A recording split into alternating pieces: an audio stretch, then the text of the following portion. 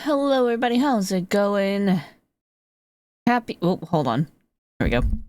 Happy Saturday! Hope y'all are doing well. Where's the camera? There we go, there's the camera. Hi, how's it going, y'all? Yeah, hope everyone's having a good weekend so far. It is Saturday. This is the cat who once again has delayed the start of the stream due to how needy he is. Okay, alright, there you go, Momo. There you go. Settle down, settle down. Yeah, welcome on back, everybody. It is Saturday, so that means it is Ace Attorney Day. And we are continuing on with Case 4, Twisted Karma and his last bow. Last bow. English is dumb. Where we are defending the Reaper. And oddly enough, the prosecutor is now going to be our friend who was encouraging us and was supposed to be a lawyer and defense attorney, but is now a prosecutor. Kazuma. Sound familiar? Does this sound a little familiar to anybody? Momo was playing with the scrunchie. Yeah, definitely does some similar plot and story. What are you up to, Momo? What are you doing? Calm down. Just sit down. Definitely there's some similarities to the original Ace Attorney games, which is pretty neat to think about. You know, the prosecutor becoming our defendant and, you know, eventually a friend that way. The person who encouraged us to become a defense attorney in the first place, becoming a prosecutor himself, and, you know, that whole... all that tie-in and all that. But you know, we can think about that more a little deeply a bit later. Let's get going, shall we?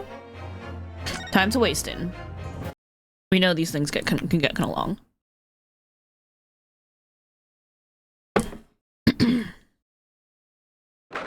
Alrighty, 2nd of November, 8:56 a.m. The Old Bailey Defendant's Antechamber.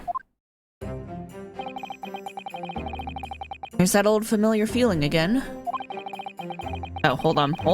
I gotta maybe move the camera. Maybe I don't have to move me, I can just move the camera. There we go.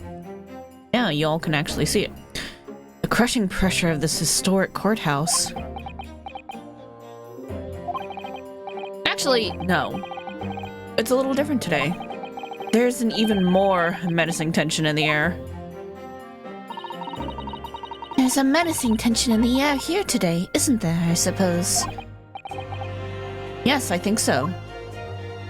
Because our defendant is none other than the Reaper of the Bailey himself, one Beric Van Zeeks. It can only be the result of the menacing appearance of the defendant. A little more courtesy, if you please. Oh my! I do apologize.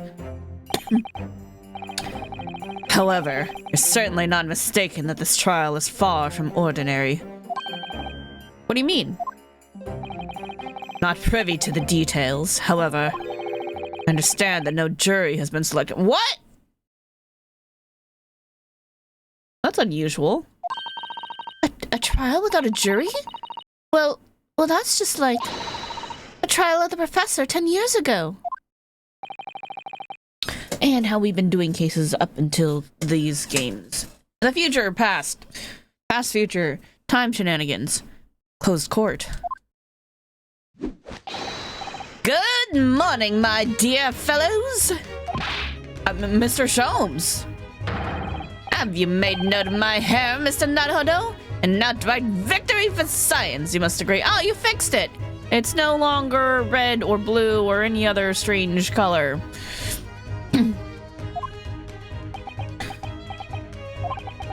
To be perfectly honest, so much happened yesterday that, well, I completely forgot about your little hair problem. Ha! What to one man is a little hair problem is to another day drinking dubious potion after dubious potion. You have no idea my stomach ails me this morning. Oh dear, how awful for you. I'm afraid you only have yourself to blame, Mr. Sholmes. And good morning to you, Mr. Reaper. I'm delighted to see you looking so full of vim.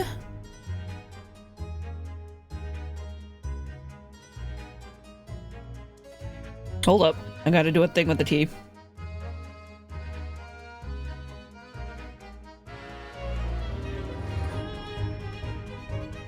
There we go.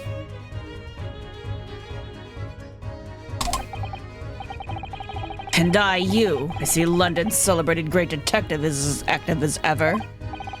Oh, you exaggerate, my dear fellow. Compared to my paltry engagements with a few trivial cases, the Reaper's overbearing presence is a far greater deterrent to the black roots of crime in our capital.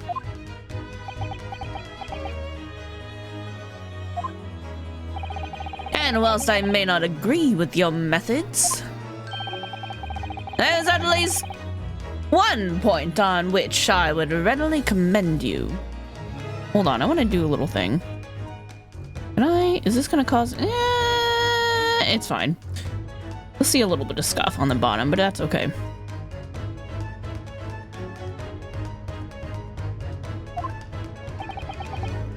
What an honor, and that would be... your eye for a good lawyer, sir. Thank you, Mr. Sholmes. After all, behind this lawyer there's a very great mind, my own. Is it so much to ask that you just be nice to me once in a while? What are you trying to say? I wish only to say that you should be prepared for quite a trial, Mr. Reaper. Sorry to barge in.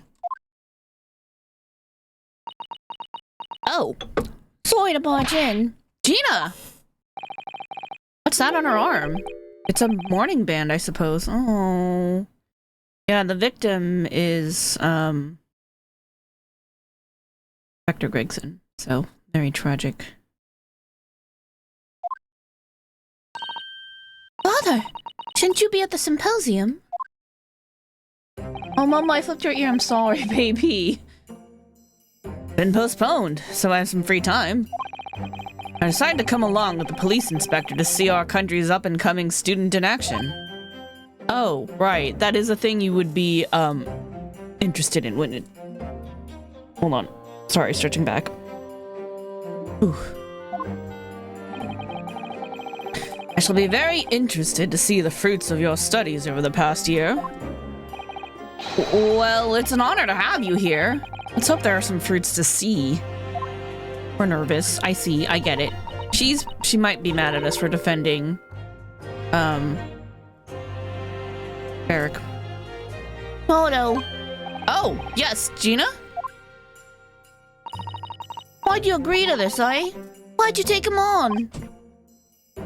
Because the truth and protecting the innocent is it's how we conduct ourselves. It's how we live our life, even if we haven't had a good history with that person. Hey, 21 Snakes, how's it going? You missed last week? I know. We missed you too. Some stuff happened. Clearly. But don't worry, the VoDs are still there, so you can catch up at any time. But yeah. What an interesting client we have on our hands, and also very, very sad about the victim here. I'm quite sad about that.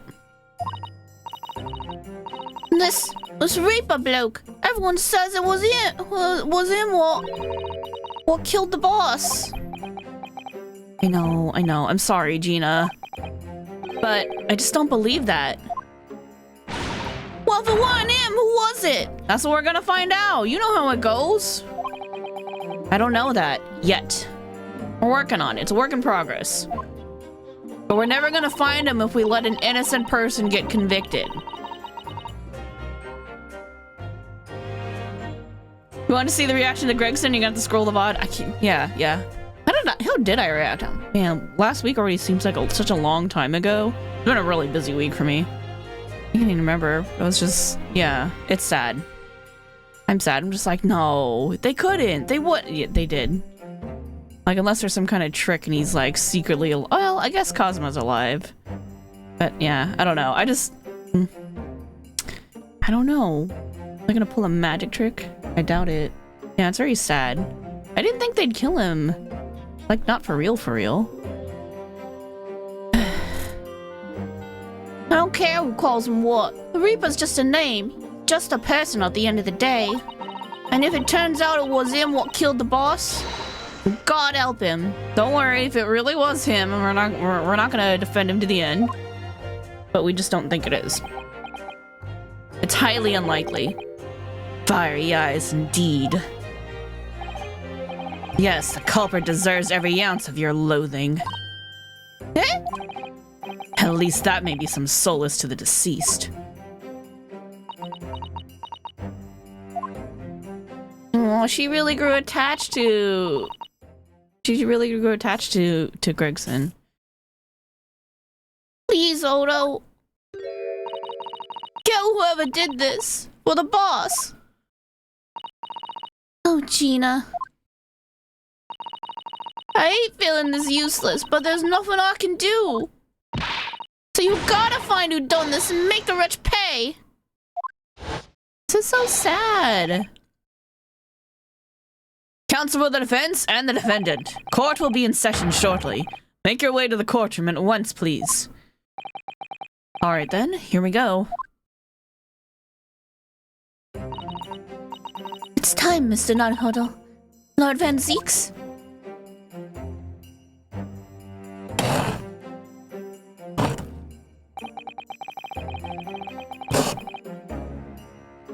One who lost his treasured brother to a mass murderer. One who lost his treasured father in a foreign court of law. And one who lost the man who helped her escape destitution. All that misfortune, all that pain, on course to collide headlong in this trial. It's time to shine a light on all these dark events. And whatever truth is revealed, we're gonna have to look it straight in the eye.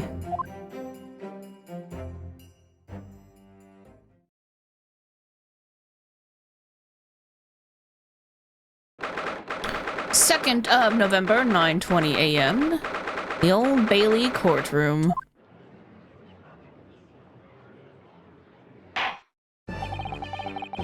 In the name of Her Majesty the Queen, I hereby declare this court to be in session. We are here to conduct a fair and just trial of the defendant, Beric Van Zeeks. Counsels for the defense and prosecution, are you ready to begin? The defense is ready, my lord. It's gonna be interesting. The prosecution is more than ready. Oh, Kazuma. I've been wishing to see you in court again for so long, it feels... But I never pictured it happening like this. I never thought I'd be facing you behind the prosecution's bench. So-called Reaper of the Bailey has been a scourge like no other, undermining Her Majesty's justice system. Today we must uncover the truth behind this scourge. In other words, this trial is going to be a lot more far-reaching than Inspector Gregson's murder. The truths revealed by these proceedings may have been unpredictable, may have unpredictable repercussions through the judiciary. Accordingly, they are to be conducted as a closed trial with no members of the public present, by Her Majesty's direct orders.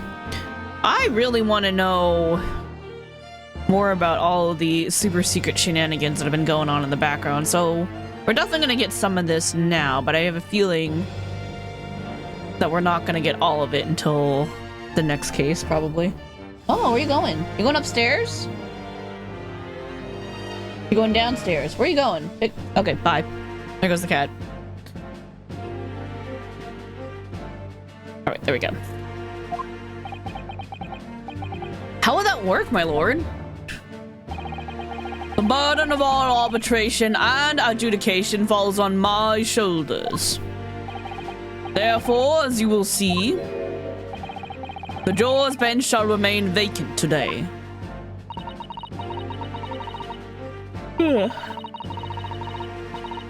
If no members of the public are present, might I ask who is currently occupying the gallery, my lord?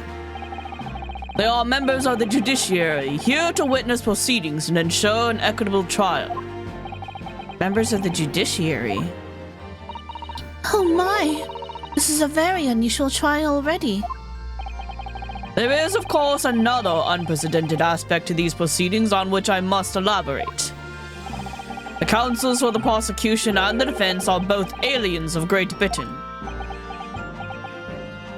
Yeah, so that there's as little bias as possible is, I think, the idea here. I believe it takes an outsider to see the truth sometimes. And as I stand here in this courtroom now, I'm quite certain this is the reason why I had to come to Britain. Cosmo? Very well, let us commence proceedings. Prosecutor Asogi, your opening statement, if you please. Certainly, my lord. The incident took place on the 1st of November at just after 5 o'clock in the afternoon. The location was a building of flats on Fresno Street, on the outskirts of the city. The victim's body was discovered there in an old single-room rental property. Yes, Inspector Tobias Gregson, a name known very well indeed to this court. Not least for his miraculous resolution of one of this country's grimmest cases 10 years ago. Professor Case. How sure are you about the time of the incident? Several witnesses on the street outside heard the gunshot, and all have reported the same time. Yeah, that's what Gina told us too. There were a number of witnesses.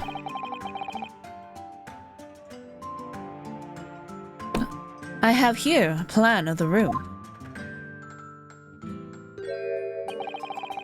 Yeah, that's more or less what we saw too, so...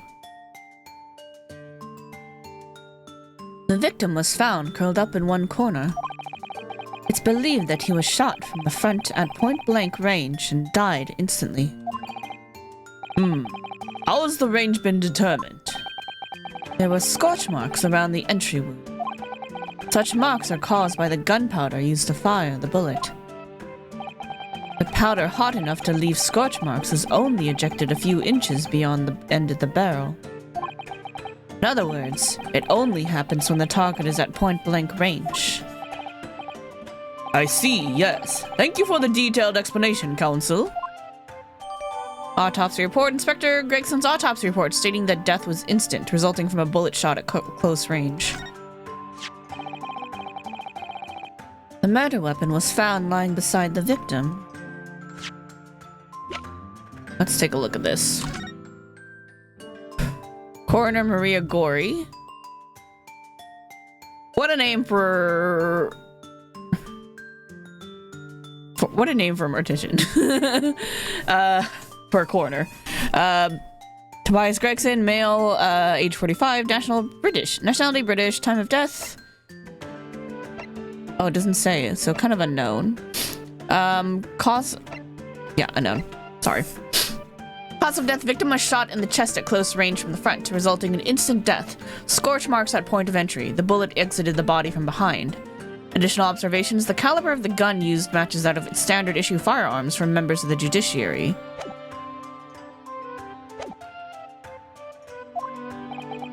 And have you managed to ascertain the owner of this firearm? No, my lord. Not conclusively. Bravo, Kazuma-sama. We're not trying to use the gun as evidence when its provenance can't be proven. I mean, yes, that's very nice because other prosecutors would, you know, definitely be more insistent on that point. Furthermore, my lord, as I've explained, the revolver was fired at extremely close range. The bullet passed through the victim and struck the wall behind him. There's a candelabra mounted on that wall, and the tip of one of those candles in it was found to have been blown off by the projectile. The thing that, I don't know, something about the angle of that just seems a little weird. Cat's back, hold up. He's like, I need my screen time. We noticed that too, didn't we? Yeah, that's right. Thank you for the thorough report, Counsel. The setting of the crime is clear to me. You will submit the plan of the crime scene as evidence, please. As you wish, my lord. The crime scene floor plan of the small room in the building of the flats on Fresno Street, where the body of the victim, Inspector Gregson, was found. Is this Fresno Street room Inspector Gregson's private abode? No, my lord. The room is rented to a Mr. Hugh Boone. But there is precious little furniture inside, and it is generally in a poor state of repair. So what on earth was Gregson even doing there? Presumably, he was investigating some case or other. When a policeman was informed of the gunshot from the witness and rushed to the scene, he found only the deceased inspector and the accused standing alongside, holding the revolver. How long did it take the police to get there from the time the gunshot was fired? That seems very circumstantial. I'm really distracted by this cat who keeps slapping me with his tail. Also... There we go.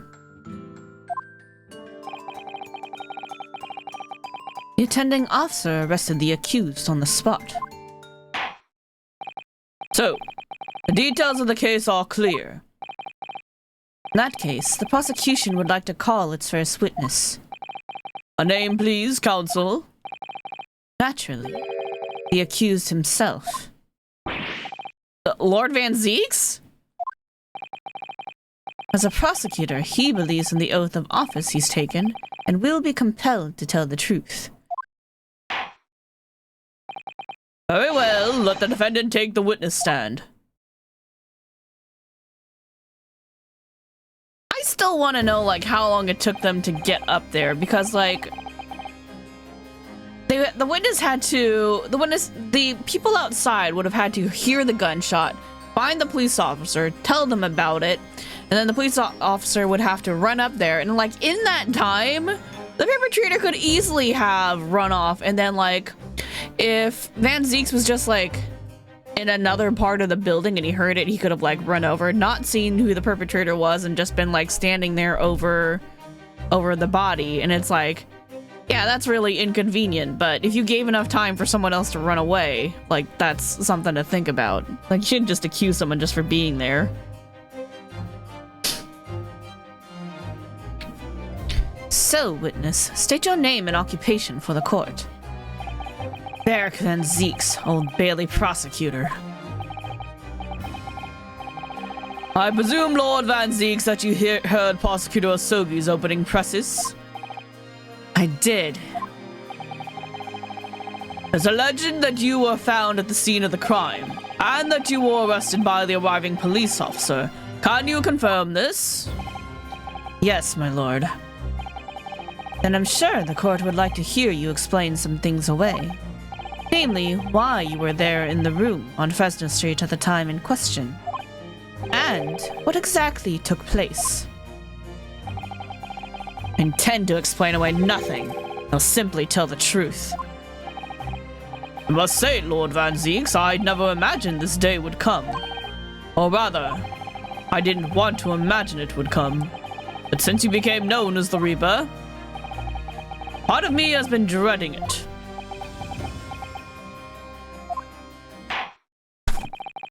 Okay, Momo.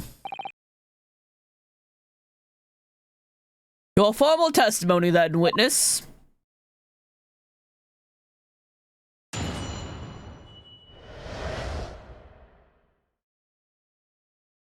The facts of the incident.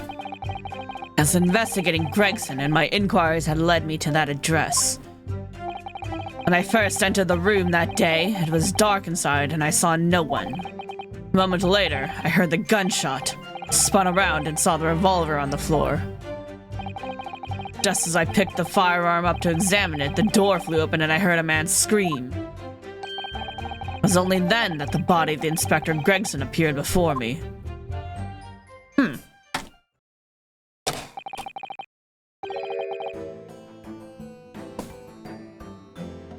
That testimony was the whole truth? It was. So, you heard a shot being fired in a room with no living occupants. And moments later, a corpse somehow appeared before your eyes. Is that it?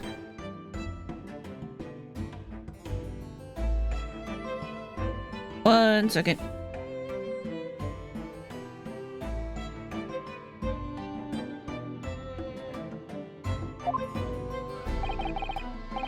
You're right. You haven't explained away anything. In fact, that would barely qualify as an excuse. I thought you were my mute apprentice. Yet it turns out you have a way with words, Prosecutor Asogi. It would appear to be a singular tale indeed. Singular isn't the word. It's laughable. What's gotten into Kazuma? He's not behaving like himself at all.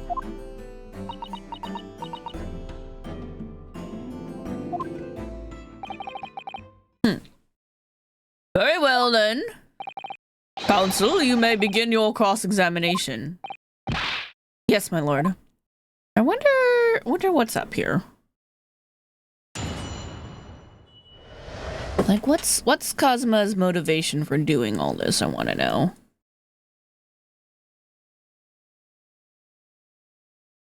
Alright, facts of the incident.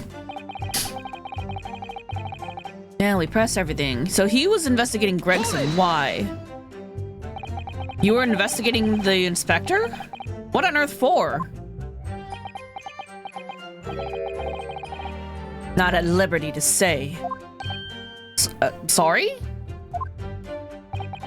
Had identified a distinct possibility that Gregson was involved in a case I was investigating. Regrettably, though, he was killed before I could secure the proof I needed. Is the court to understand, then, that on the day in question, you followed the victim to the scene? Yeah, I know that sounds sussy, but, like, you know, there's reasons for that. No, I was privy to his movements in advance. Oh! How? I stole into his office in the yard and consulted his diary. The address on Fresno Street was noted in the 5 p.m. entry. You illegally entered the man's office? Japan, that alone would constitute a very serious offense. As it does in Great Britain, I assure you. Is that not the case, Lord Van Zeeks? Is aware of the possible consequences. So, in summary, you are investigating the victim. And yet, you refuse to tell the court why.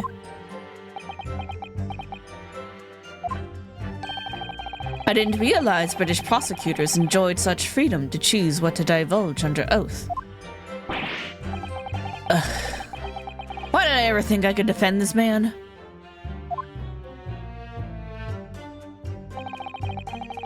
Alright, it was dark and he saw nobody. Had you ever been to the address before? No, never.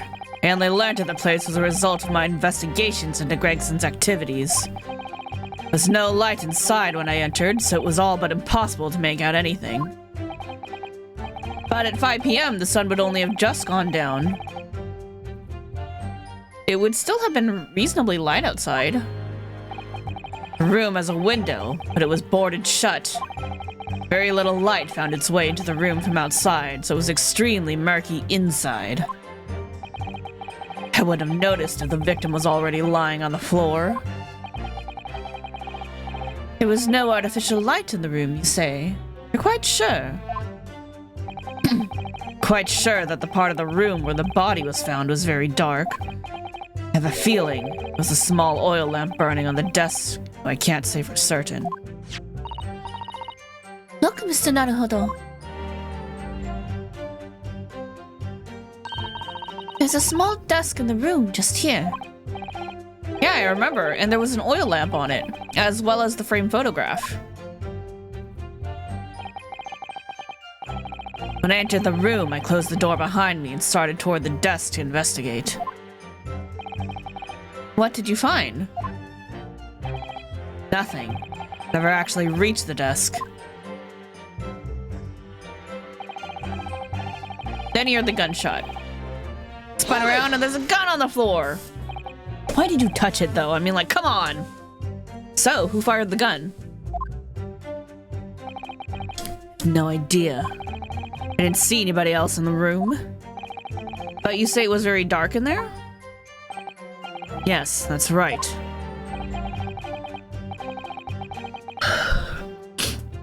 All I can tell you is I didn't sense another's presence. Aha! Then could it be that the gunshot actually originated from somewhere outside the room? Not if you close the door. There would have been... There's like nowhere to shoot from. No, that's out of the question. Oh. Without doubt, the sound emanated from inside the room. I could smell the gunpowder. Ugh. This is going from bad to worse. And you say that's the point at which you noticed the revolver on the floor? Correct. And I foolishly picked it up. Okay, at least he admits and knows that that was a bad idea. That was carelessness on my part. Presumably then, the gunshot you heard came from the firearm that you somewhat hastily took into your hands? In point of fact, my lord, I believe it did not. What? The barrel of the revolver I picked up was cold, and there was no smell of spent powder. Oh, little baby slaps her back. But then, where on earth is the gun that was fired? I mean, I would assume it's still with the perpetrator. We have not yet identified, so I would like to oblige you with an answer. I'm afraid I can't. I too would dearly like to know that.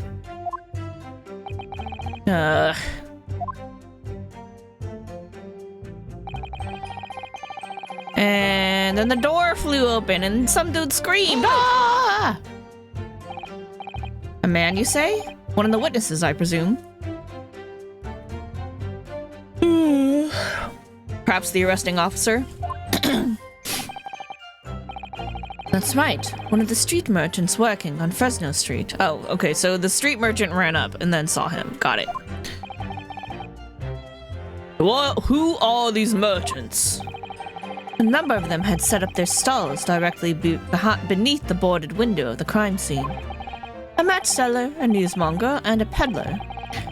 They've all given statements saying they heard the gunshot. Without thought of danger, they ran inside to see what had happened. Yes, Gina told us about that yesterday, didn't she? They burst through the door with some force, it would seem. They did, and almost gave me a heart attack in the process. But you're supposed to be the Reaper. I mean, no one said the Reaper can't get heart attacks. That's not a rule anywhere. First man to come in immediately noticed the revolver in my hand and fled. A policeman patrolling on Fresno Street heard the commotion and was able to arrest the accused shortly after the incident occurred. Anyway, the man's scream drew my attention in that direction. And then he saw the body and he was like, shit. Hold it! What do you mean by that? In what way did the body appear? I honestly can't explain it, but it's the truth. As far as I was concerned, the body hadn't been there until that point. Then suddenly, there it was. perhaps hear the sound of the victim falling to the ground just beforehand? That moment, what I heard was the sound of the door flying open and the scream of the man who came inside first. Nothing more. I see. After the man fled, I examined the body. I was stunned to find that it was Gregson. I'm suspicious of these 3 street peddlers. Like, they were conveniently there, so they would probably kind of be aware of what's been going on in that area for a while. And maybe why Gregson was there in the first place, or related to it.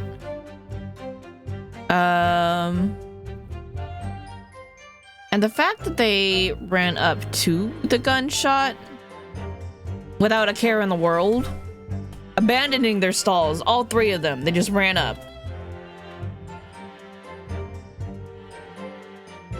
to go investigate.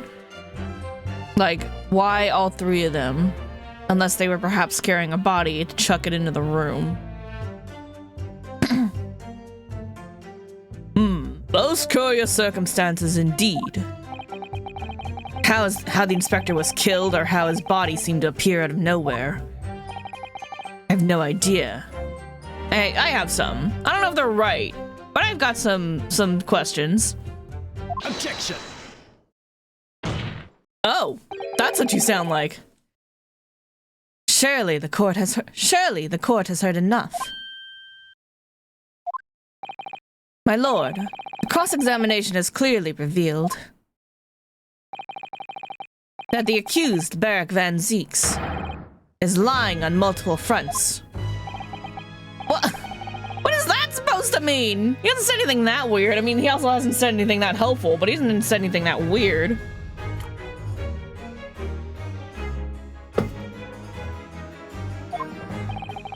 Good gracious, counsel!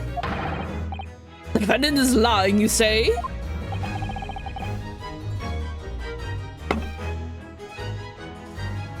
Oh, this is his theme? Nice theme. In his testimony just now, he claims that he failed to notice the victim's body because the room was dark. That's correct. No, that's impossible. As proven by this candelabrum. How does that prove anything? If you examine the tip of the long candle, you can see it's been blown off by a powerful impact. One would assume that the projectile from the firearm passed through the victim and struck the candle. The problem comes when you consider the other 2 candles, which are clearly a different length. Yes, I can see that only the candle that appears to have been struck by the bullet is long. We could reasonably expect someone to have lit all 3 candles together, which begs the question of why only one has ended up longer than the others. That must be because the particular candle was extinguished when the others were still burning. Ah!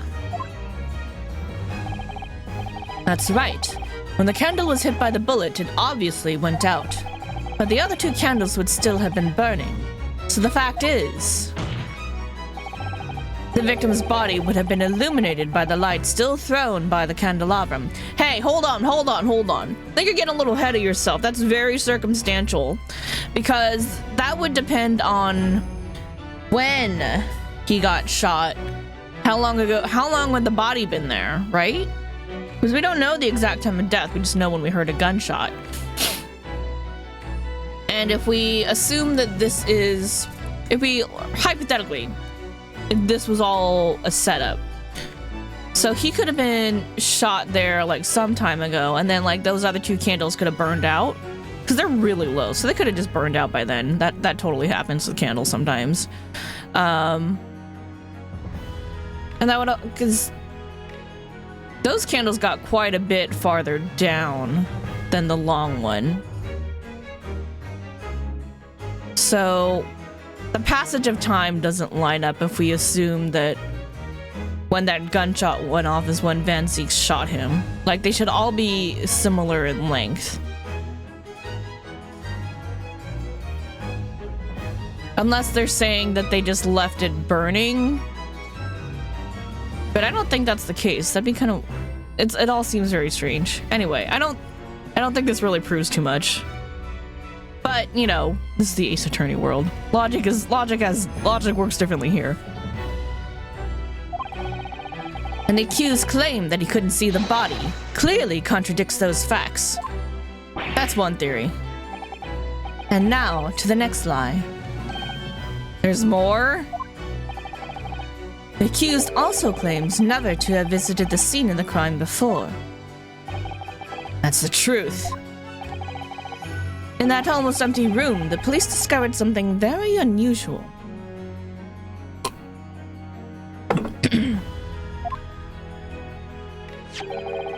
A board covered from top to bottom in police documents and newspaper cuttings. Yes, that's right. We saw it too. It goes without saying that the contents of the police documents cannot be divulged. However, they included a number of reports from various historical cases. The oldest of which was from 10 years ago. 10 years ago? This is starting to sound familiar. And there's a common thread linking all of the documents on that board. Indeed, and what is this common thread, Counsel? They all relate to cases prosecuted in court by Barrick Van Zeeks. That doesn't prove shit! How do you know that, like, how do you know that he was the one who put those up there? That doesn't mean anything. Anybody could do that. Anybody could be tracking those cases, like whoever is investigating Van Zeeks, for example, to try to determine if he really is the Reaper who goes around killing people. Or whoever is the actual murderer themselves. That's like super circumstantial. All of them? And furthermore, all those cases are ones in which the defendant was acquitted. But Lord! Interestingly, none of those defendants are alive today, because all of them have been sent to their graves by the Reaper. Ah! Oh no! In short, a dingy little room is the Reaper's secret hideout and his base of operations. Okay, I'm with you on that last point, but only on that last point. That could very well be the secret hideout of the Reaper. That's kind of what I suspect too, but I also fully do not believe that the Reaper is Barrick Van Zeeks. Like, that doesn't make any sense. You don't have any proof that it is actually him who is the real Reaper. Just because people call him that, it doesn't make it true. The Reaper's hideout? And yet, the Reaper would claim never to have been to his own secret hideout? No one would believe that. No. The truth is, we've been looking at this backwards. Backwards? Explain, Counsel. Inspector Gregson was investigating the identity of the Reaper when he discovered the location of the man's secret hideout. He was killed. As I'm sure everyone can imagine, by the Reaper's hand. What? You're on some crazy juice, Cosma.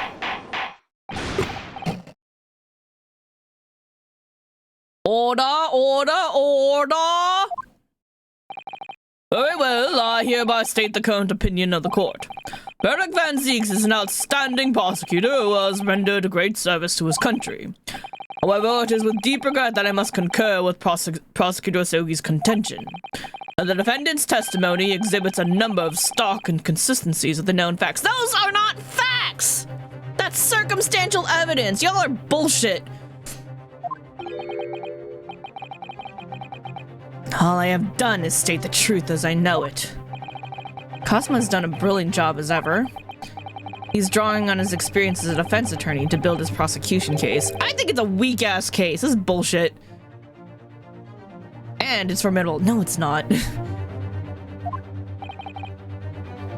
Counsel, you will submit the board that you just showed to the court as evidence. I believe it to be fundamental in establishing the facts surrounding the Reaper's existence. Thank you, my lord. Notice board. A freestanding notice board completely covered in notes and articles relating to victims of the Reaper the Bailey. And now, the prosecution would like to call new witnesses to the stand. This is a load of bullshit is what this is.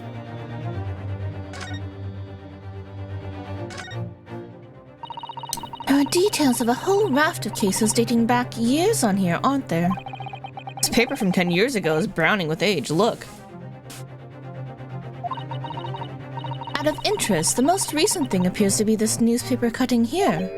Oh, it's the same red-headed league advertisement that Mr. Sholmes had picked out. And do you remember?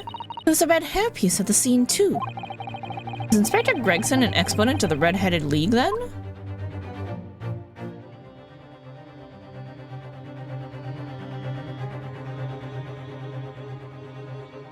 Oh! Hello, bloody handprint. Oh, what's this? Mr. Naruhodo, look! Oh yeah, the smudge of some kind. In fact, it looks just like a handprint. And the color! That's blood, isn't it? Oh dear, how disturbing. There's a bloody handprint on the black side. Can we... Forensic evidence, I wish.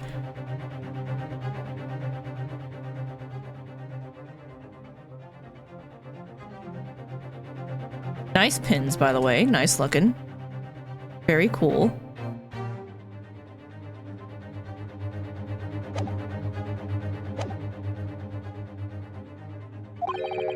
Witnesses who saw events unfold on the day in question. They were mentioned in the previous testimony too, if you remember. Yeah, the street sellers who heard the gunshot and went running into the room. Very well, lead the witnesses in. The defendant may step down from the witness stand. Certainly, my lord. Oh! Why don't I even get to argue with Cosma? God damn it. You! You're the coachman! Dude's probably got a grudge. So, witnesses, state your names and occupations for the court. Damn, that dude's got a fat lip. Are you okay, buddy? Did someone smack you? Dude looks like he got sucker punched. We got little Red Riding Hood over here.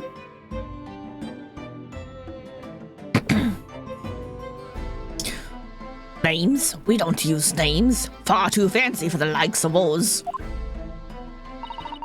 We're just free and easy. Sell what we like, live where we want to live. I could give them all a vacant stairs. They will walk down Fresno and spin a few words into a verse for them. I don't remember his voice. It's fine. Oh, would I be right in assuming that all three of you make a living by selling whales on the street? He's got a thing around his neck that makes it look like he's been almost hanged. Everyone calls me gossip. I sell jaunty little tidbits to passerbys, you know. Jaunty little tidbits. Got an absolute smasher for you, sir. Right up your guinnel, it is. 6 pence is the price, and not a penny less. Wait, you're actually trying to sell it to me right now? Oh, come on, sir. Don't let me know. Don't tell me you're not interested. Try the man. Give him the money and see what it is. Pay the man counts. What? Why y'all voluntolding me to do this? All right. 6 pence it is. You won't forget it, sir. Now got your listening ears on? Just between us, a young couple on Slide Street have just had twins. That's a waste of money. I don't got much money to begin with.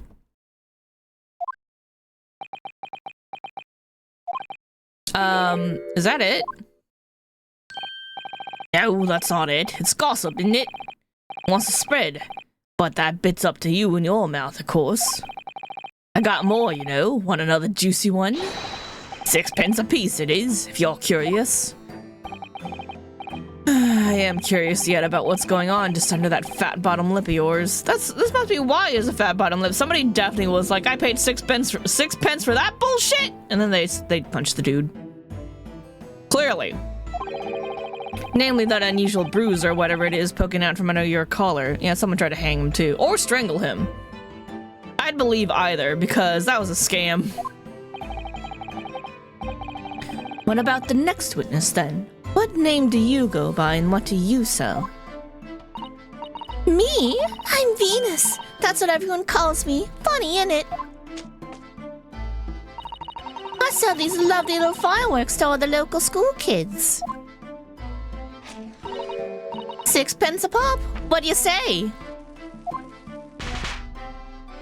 That's dangerous. They're exaggerating with little. Do they actually sell? Oh yeah. Second years can't get enough of my Venus firecrackers. Especially when I tell them that if they get 100, they could blow up the school. Scammers, all of them. Not the most savory of ideas, young lady. What do you say then? Want a pot of 6 pence for the pop? Wait, what? You want me to buy one? Tell you what, I'll let you in on a little secret. If you get 100 of them, you could blow up the whole courtroom. Try the woman. Give her the money and see if she's right. Why do you want me to blow up the courtroom? Oh my god.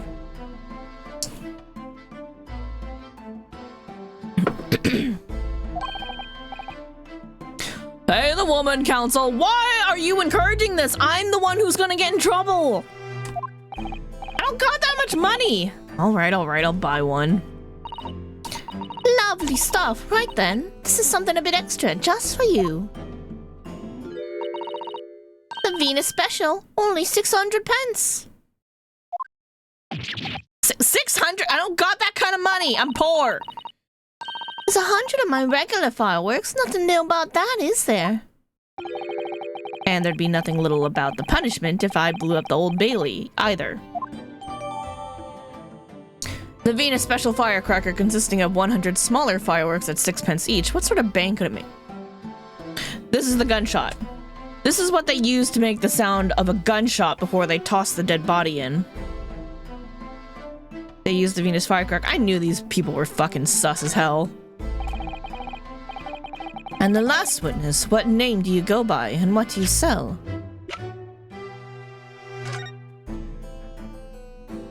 Good thing we bought one, I guess. Have you had an idea, Mr. Naruhodo? You're starring at the end of the string of the fireworks. Sorry, it's just that it's the Venus special. I was wondering what 600 pence worth of fireworks would sound like. Shall we find out? What? But she said it could blow up the courtroom. It won't. All right, that was a fairly sizable bang. My ears are still ringing, Mr. Naruhodo. It sounded almost exactly like... Goes off like a gunshot and probably smells a lot like gunpowder. So there you go.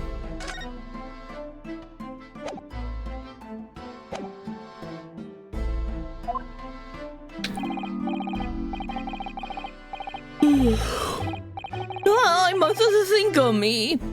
Think of all sorts of thoughts. I think, therefore I am. I am, therefore I think. I think. Because I stand there on the street watching the world go on about me, they call me the Observator.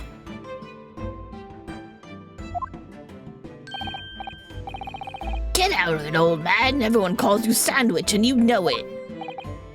So, you don't actually sell anything? Problem shared is a problem halved, as they say. I give advice, I do, and think what it means. His nose looked like a carrot. Hot? Okay. I don't actually sell anything. No, come to think of it. Pity. No more purchases today, please. Well, we have quite a cast here, it seems. They conduct their business on Fresno Street from morning until night, my lord. And always in the same place, directly adjacent to the crime scene. I see. And thus they heard the gunshot, I suppose. Not only that, where they very bravely ran inside to see what was going on and witness the crime. These are not the kind of people who I would think would be running towards a gunshot for any reason.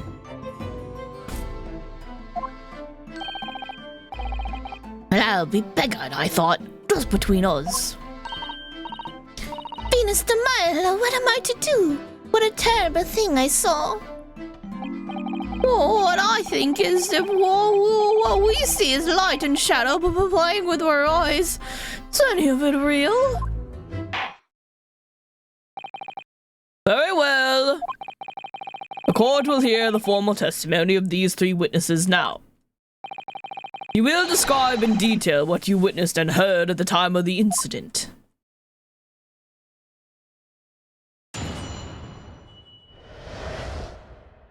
Witnesses account.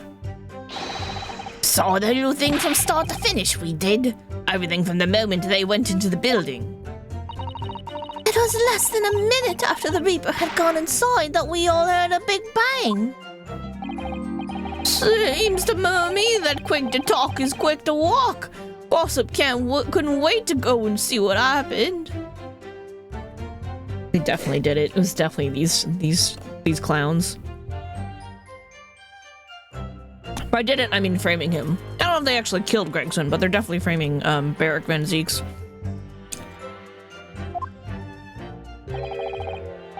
Ran into the room there, and there he was, the Reaper, gun in hand, standing over the dead body. I was scared after death, me, so I ran off to find a copper.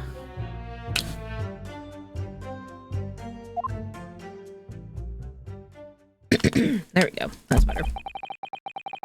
If these witnesses were there the whole day and saw everything, who did they see going inside the building?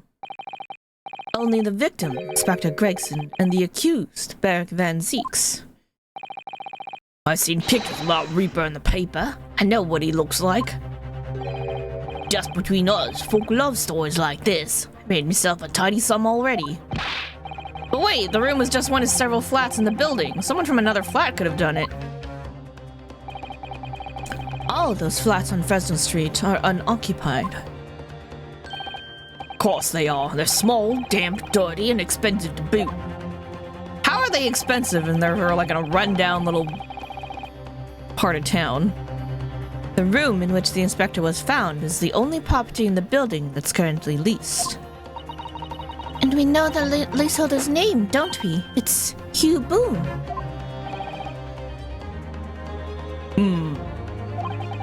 Testimony the court has just heard would appear to leave little room for doubt. Becoming increasingly difficult to see how anyone other than the defendant could have committed the crime. Y'all need to get your eyes and ears checked. Ow! Thank you for your candor, my lord. These people are shady as fuck. Counsel of the defense, you may proceed to cross-examine the witnesses. Yes, my lord. In a closed court like this without a jury, the judge is the only person whose opinion matters. I have to break down this testimony. Somehow.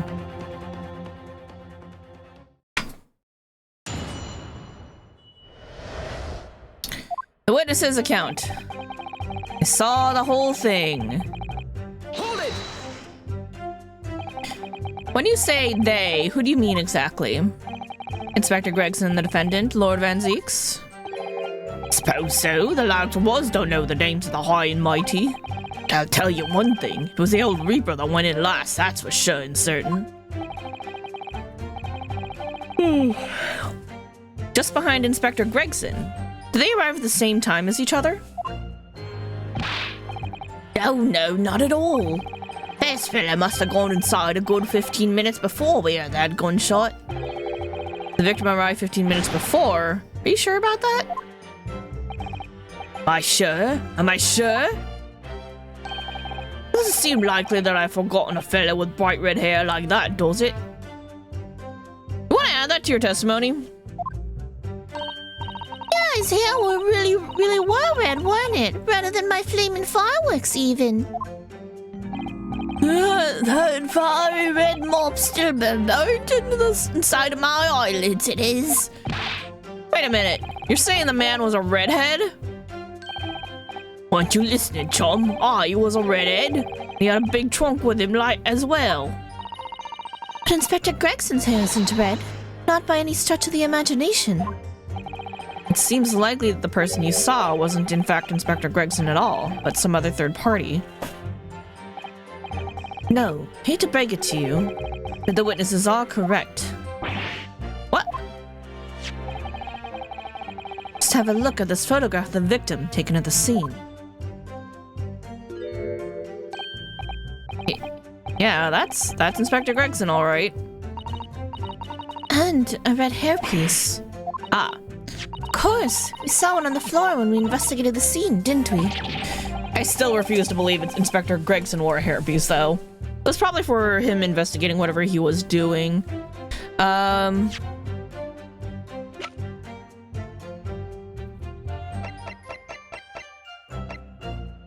Yeah.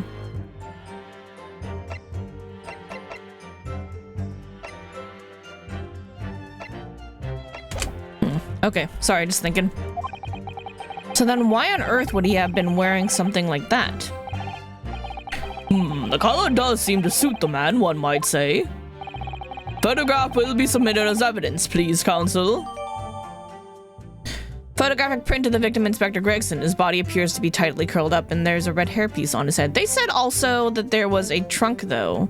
I don't recall us finding a trunk or any mention of one before. And what became of the trunk that the red-headed victim was supposedly carrying? I was informed that no trunk was found at the scene. So it just disappeared? What, do you expect us to have been watching the building every second, do you? We definitely saw him in the dock going through, though. No question about that.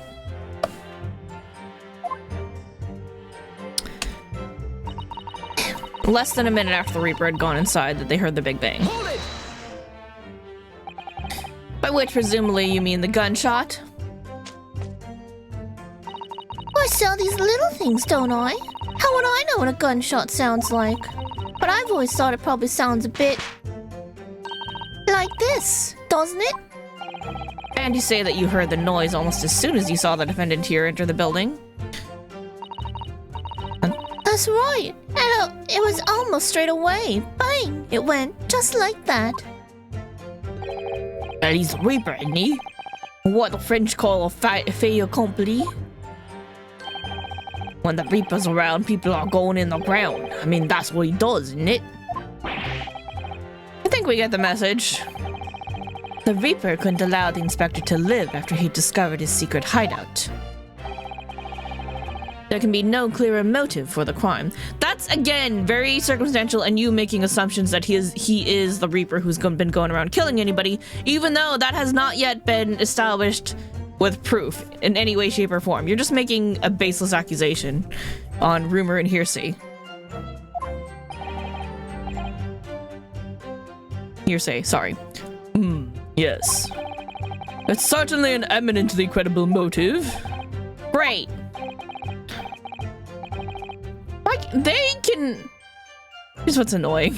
The prosecutors object to shit like that, like, all the freaking time, but, like, we're always too dumb to bring up points like that, and it's very frustrating at times. And at that point, you ran inside, is that correct?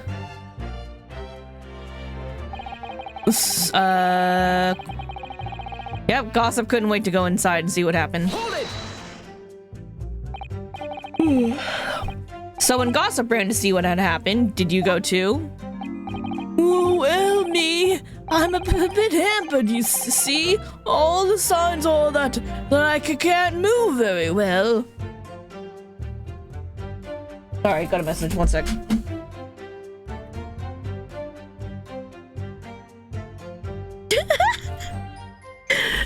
I'll answer that later, it's not important. It's just really funny.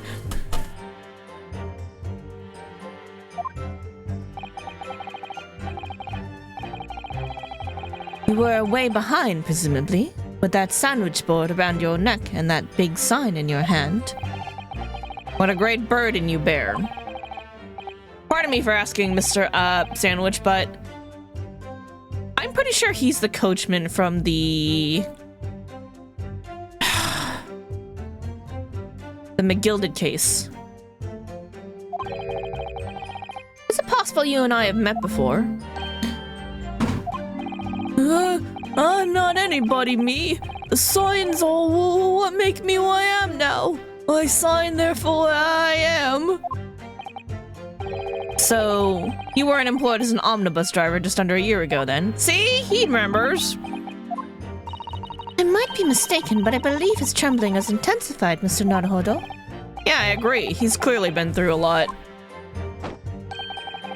Turn down King Henry Street and Black Widower's Arms is just there. Oh dear, you've made him hide behind his sign. Life is full of surprises. Ran to the room and there he was! Hold it! Gossip don't fear the Reaper, apparently. So, then you were the first person to arrive on the scene, is that right? That I was. I kicked the door open like a professional I did and yelled out, "What's going on here?" Lord Van Zeeks claims all he heard was a man's scream, though. And was it dark inside the room? No, not dark at all. There were candles burning on the wall. Really? And there was a fella collapsed on the floor. Just between us is the first thing I noticed when I got inside. Okay, again, the timing makes no sense. Because unless they were letting the candles just burn for like a really long time afterwards. Well, I guess they could have when the police got there. They could have not blown out the candles because they were using them to see.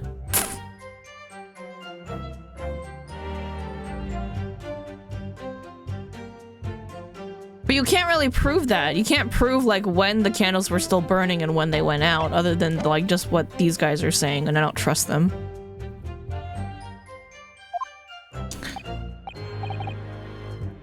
Because they could have been burned out a long time ago. Ah, I see. Even though Lord Van Zeeks claims not to have seen any such lights on the wall, I'm pretty sure they're lying. It's super suspicious that they don't know when the time of death is.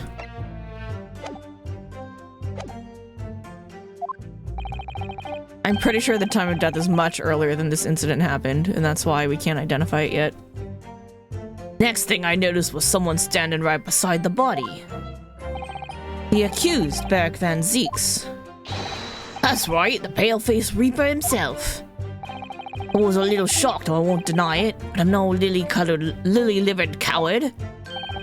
I stood my ground and gave the Reaper a cold, hard stare myself. Excuse me, you got something to say, buddy? Excuse me. Sandwich? Do you have something to add, Mr. Sandwich?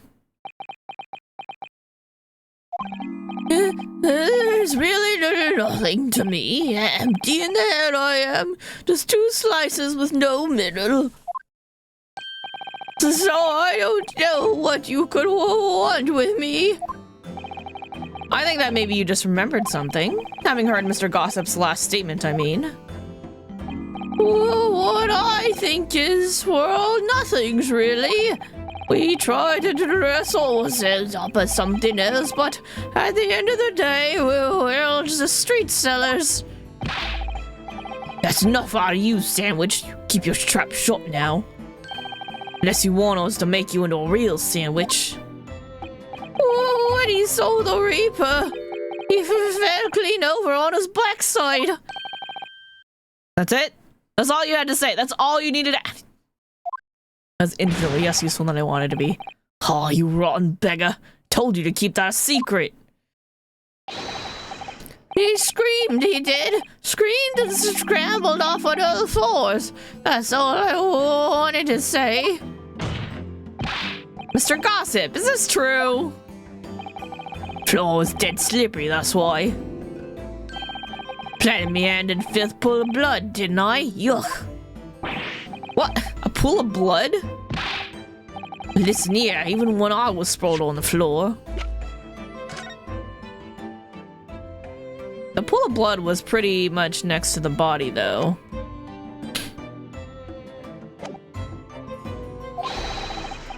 still keep giving the Reaper a cold hard stare, and don't you forget it. Let's just go back a little. Did you say you got blood on your hand? Well, I did, happens to the best of us at times, don't it? I was scared, so I slipped over. We can keep it just between us, can't we? Oh, Mr. Gossip. I'm gonna have to ask you to add that information to your formal testimony. This is related to the back of the board where we found a bloody handprint, which must have clearly been on the ground. So if it was on the ground, then Barrick wouldn't have seen it. When would it have been knocked over then?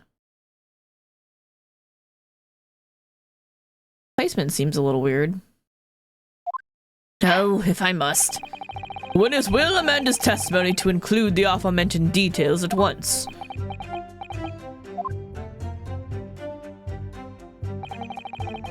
Slipped over and got blood on his... I slipped over and got blood on my hand, so I quickly wiped it off on the floor. On the floor, which happened to be actually the back of the pinboard. Hold it! You wiped your hand on the floor. Well, he wants blood on his hand, eh? Horrible stuff, and they might have thought I'd done it. No ta. You didn't think that might be a problem? Those are really mad if I left a few grubby handprints on the floor. They'll get cleaned up in the end, won't they? Don't make such a fuss, that's the message from all of us. Something wrong, Counsel? No, my lord. There were no handprints on the floor, were there? Cosma! Didn't remember anything in the report about a bloody handprint on the floor, that's all. Ugh, don't come at me with all that. You can't intimidate me. I know what I did. I wiped it off. On the floor. The blood. I wonder, could that be what happened? Tsunahodo. I don't have all the answers yet, but I think we may have just uncovered a vital clue. She was so scared she ran off to find a copper. So, you didn't run to the room with your friends? I'm not that sort of girl. Sorry? I'm a timid little thing, me. I was too scared to go in there. Ah, right. I see. Oh, Lippy and the witch ran in there, and then I heard a sort of old lady scream. Well, that wasn't me, I swear. If I were a gentleman, I'd stake my honor on it. I wondered what on earth was going on. Which is when you went to find a policeman. I ran into a copper as soon as I turned the corner. So I brought him straight back to the place. Didn't I do well, eh?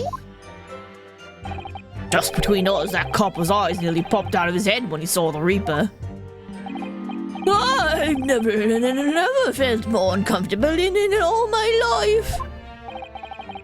And the defendant was arrested on the spot, I believe.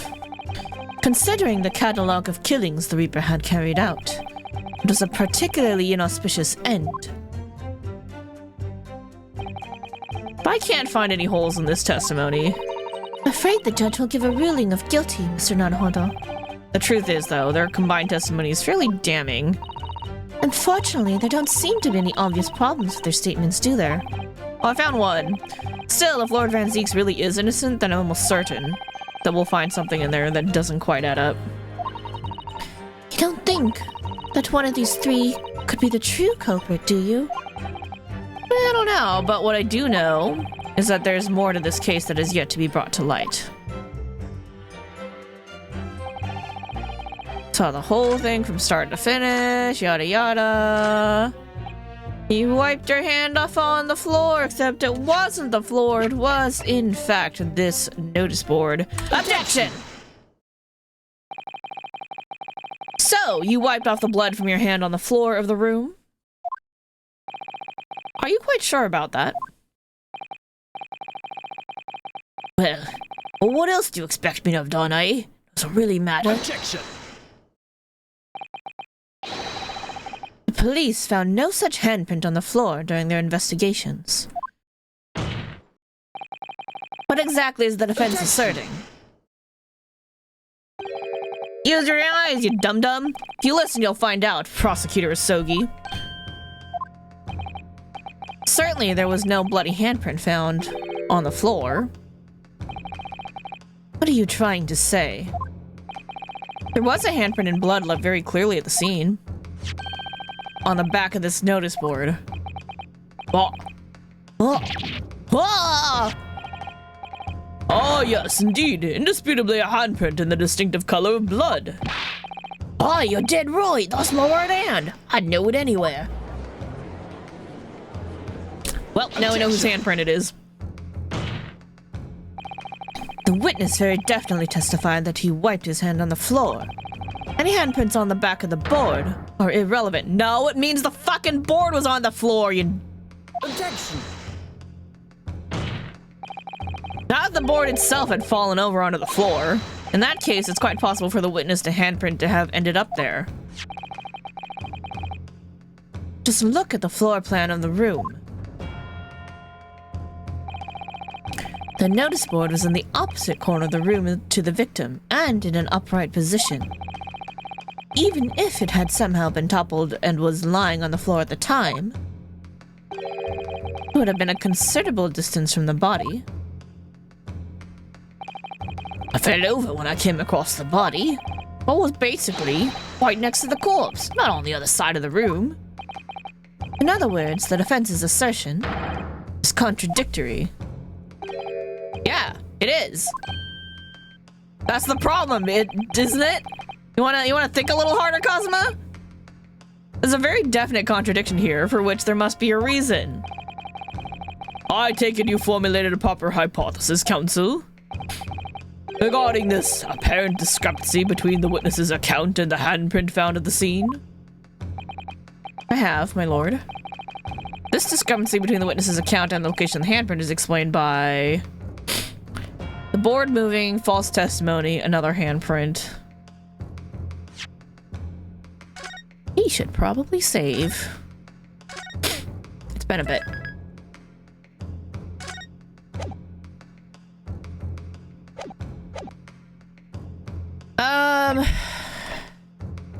I think they're lying.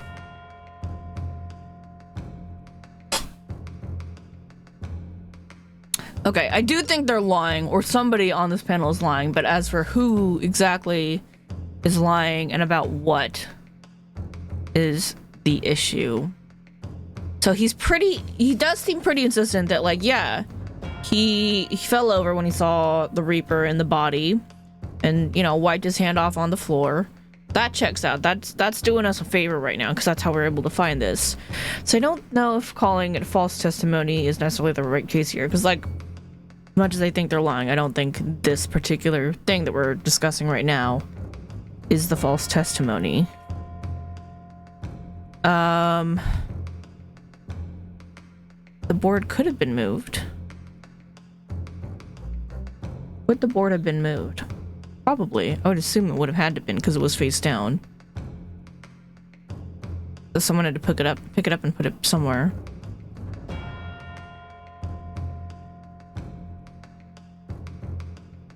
Let's go with board moving. I don't think it would have been another handprint. That's the obvious wrong answer. So it's either the board moving or the false testimony. And I think the false testimony is not doing us a favor right now, even if we do think something is wrong. So we're gonna go with board moving first. All right. Let's go. The real contradiction here is the handprint itself, not where it was found. As the court can see, it's upside down. Good gracious, so it is! If the witness had just put his hand against the board, the finger should be pointing upwards. What does that tell us? It tells one simple fact. When this handprint was made, the board must have been lying on the floor, as I previously suggested, which means that after the incident, it must have been moved. What? Objection! You're claiming that somebody moved the notice board after the shooting? Then tell the court who. I don't know that yet. But the point is, there's more that happened here than we know of, and y'all are just jumping to conclusions way too fast. When you consider all the testimony we've heard so far, we can now be very clear on one point. And that would be? The position of the notice board at the time of the incident, my lord. So, counsel, I must ask you to clarify your assertion for the court. The scene's been tampered with. At the time of the incident, where do you maintain the notice board was situated?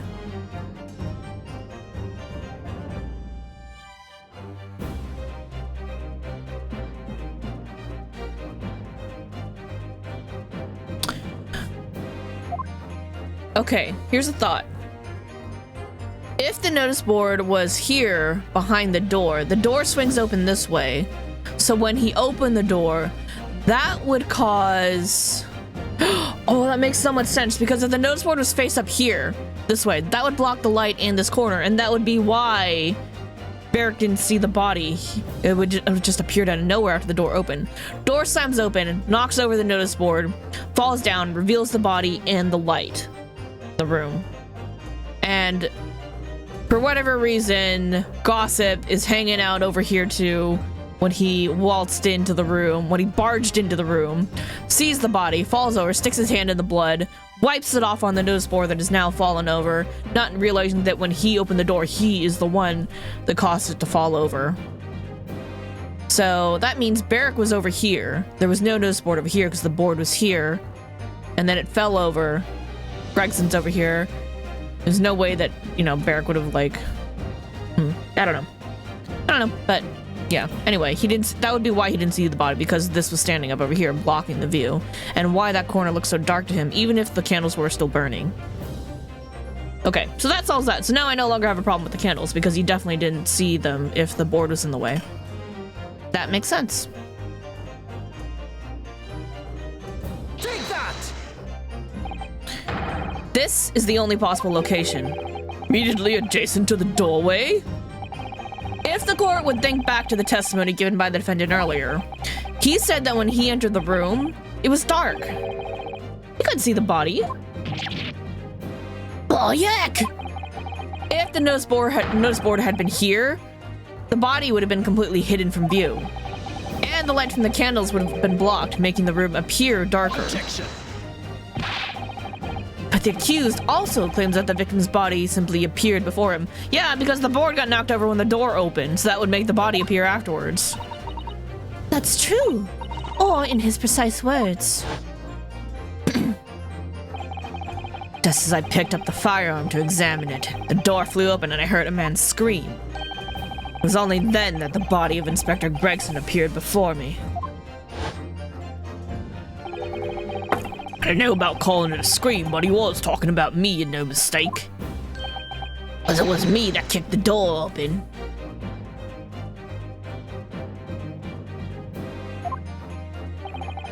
If you look again at the floor plan,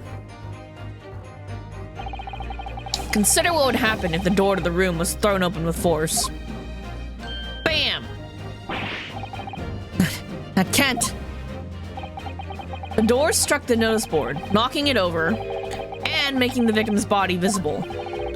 Good gracious! My client has told nothing but the truth. He simply described what he saw. See? Circumstantial, you dickhead! Order, order! Counsel, how has this not come to light before now? After the incident, somebody must have righted the board and moved it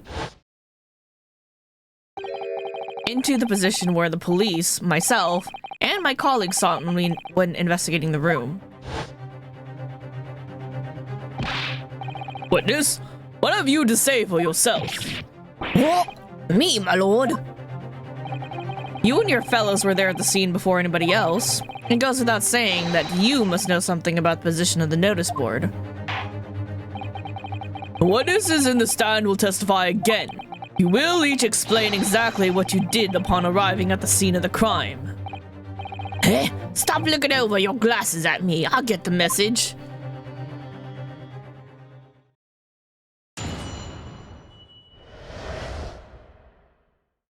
Alright, so Gossip just kind of seems like a looky-loo. Really eager, possibly not involved, at least not too deeply. He's just trying to get some Some sweet deets to sell out on the streets. The mystery of the moving board.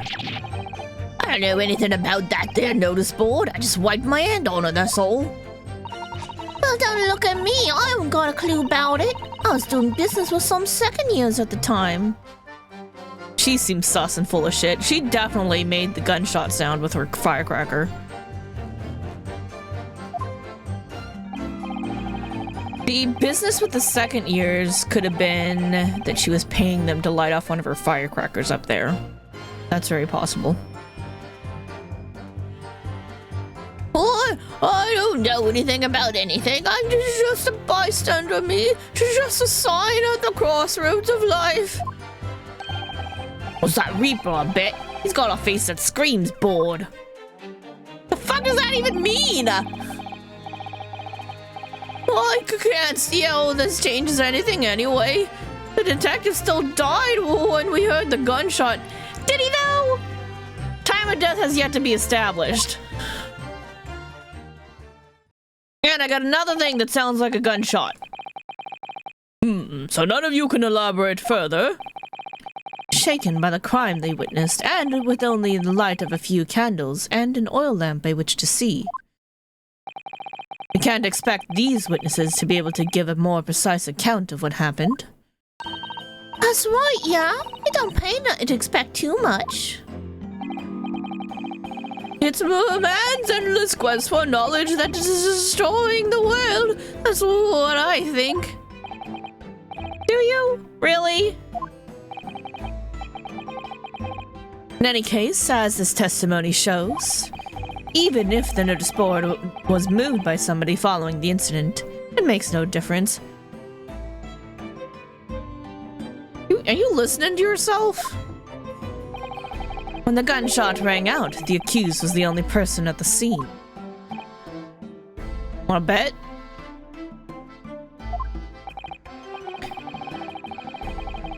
Wanna bet that was a gunshot?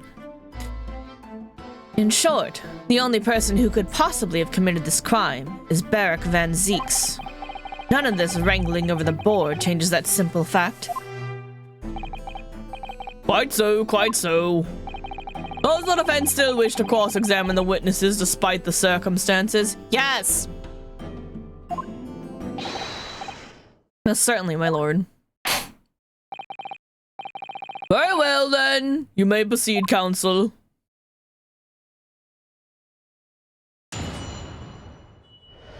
It is my right, and I'm gonna take it. You know nothing about nothing. Hold it! So, you admit that it was the board you wiped your bloody hand on? Admit it. What's to admit? It's there plain as day for all to see. Smash and print 'em all right hand. Perhaps you wanted to hide that handprint.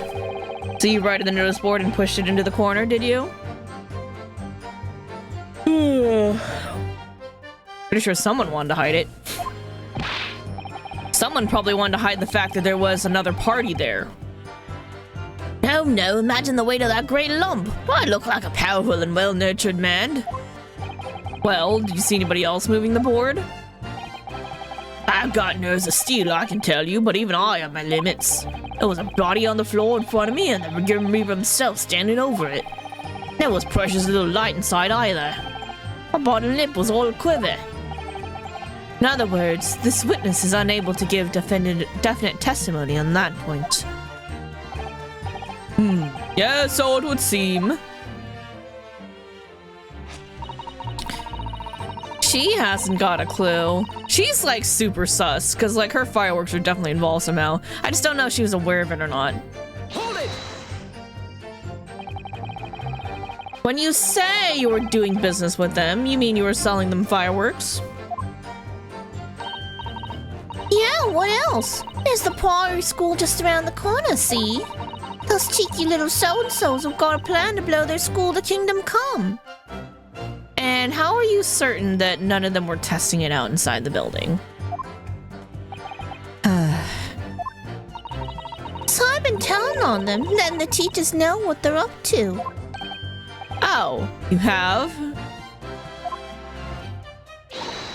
Yeah, wouldn't want anyone to get hurt, so I let the school know that the kids are playing with dodgy toys. Then, praise the Lord, the teachers take all the fireworks off him. And then, praise the Lord again, the kids all come back to buy more. Everyone's happy, see? It's a scam! What a racket. Of course, and sometimes the teachers give me a little bonus to thank me for letting them know. It's a busy old life selling explosives. Venus is a guileful goddess indeed. Well, telling barefaced lies is kind of my thing, really. I'm ever so good at that. What do you want to say now, Sandwich? What's going on now? Something wrong, Mr. Sandwich?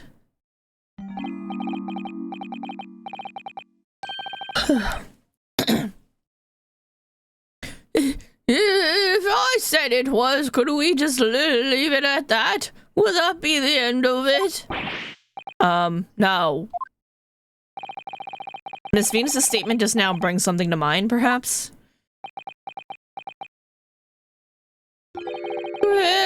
Philosophical thoughts, deep philosophical thoughts. Huh? Let's say there was a great lawyer, and that great lawyer said, without batting an eye, telling barefaced lies is kind of my thing. I'm ever so good at it.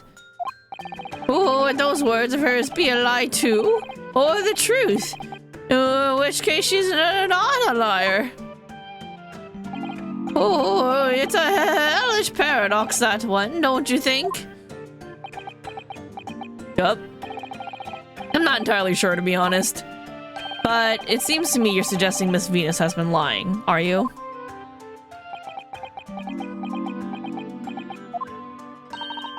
What are you on about, old man? Trying to cause trouble, are you? Keep on like that.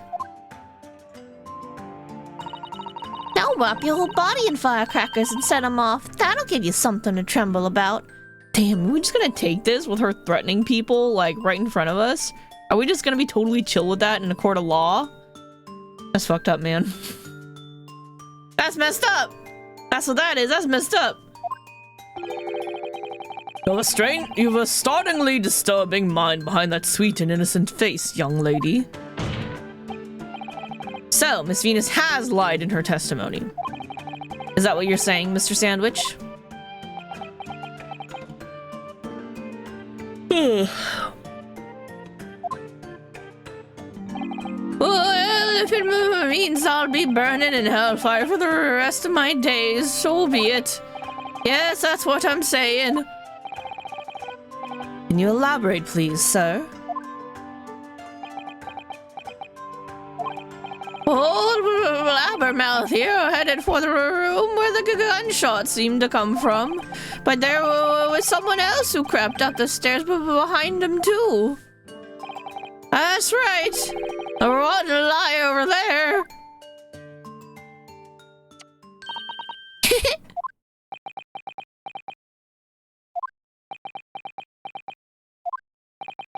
Do you mean to say that you did in fact betake yourself to the scene of the crime after all? What did I tell you, eh? I said I was good at telling barefaced lies, didn't I? Yeah, you mentioned it. Well, that revelation rocked the whole courtroom, didn't it? Who knew firecrackers pack such a punch?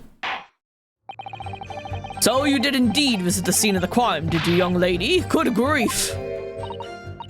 Well, now you come to mention it. Suppose perhaps I do clearly remember climbing the stairs to the room, yeah? Either you clearly remember it or you don't. Well, I shall consider a fitting punishment for this perjurous act later. For the time being, you will immediately amend your testimony to reflect the truth. Oh, yes, my lord, of course. Maybe I did sneak along behind gossip and have a little peek into the room where it all happened. What'd you do after? You make a habit of lying, do you, Miss Venus? Well, suppose so. I don't really know, to be fair. If you want my advice, though, I'd take everything I say with a big pinch of salt. Alright, but you did in fact go to the room where the victim was killed on the day in question, didn't you?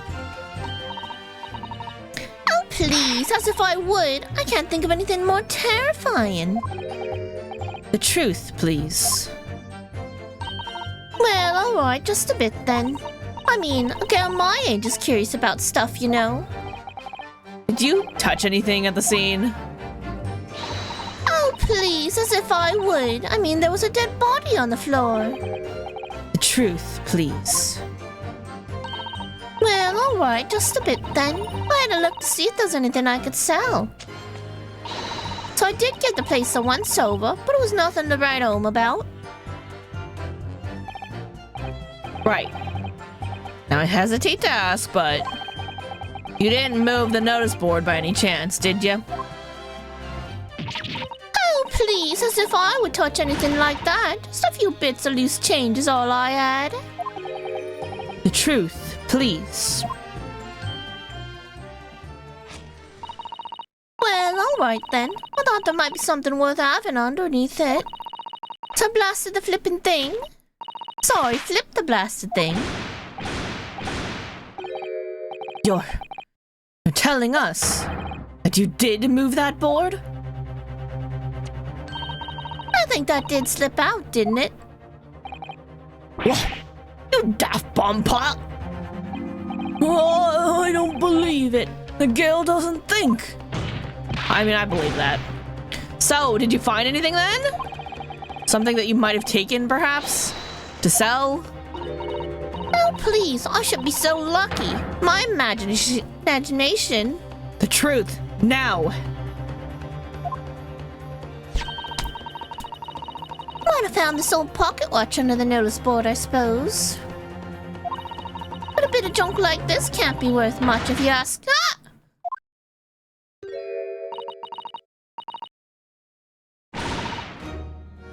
So was you, was it? You're the one what took it. Gina? Young lady, may I remind you where you are? That watch there. That was a present to Inspector Gregson from the yard for a big case he solved 10 years ago. Professor case, no doubt. The boss used to wind it up every evening without fail when he was waiting for his grub to come at the pub. I see. Swiped it off him once and blimey was he upset. He gave me a right earful. Said he hadn't missed a day in the last 10 years polishing it and winding it. Meant the world to him, that wash did. Possibly not the best thing to go diving for then. It's not all that, though. I took it to Jobbies that night and asked how much it was worth, but the old dealer wouldn't touch it. Wouldn't give me a penny for it. She said it wasn't working. Knocked about and worthless, he called it. Oh, I knew I should have lifted it. Take it from her now! That watch must be submitted as evidence at once. Oh, please, just so long as you promise to give it back when we're done. It's not yours! Not a chance. I'll swipe it for me if you try to get your gobby mitts on it again. That's enough. Hand the watch to the bailiff forthwith. Now, children, watch your manners. Good lord! Glass appears to be broken. More than likely, it shattered when the inspector was shot. Doesn't tick anymore either. Which is why Jabbies didn't want it. What a waste, eh? Yes, indeed. It appears to have stopped at the hour of 5. Hold up. What time was Van Zeeks arrested?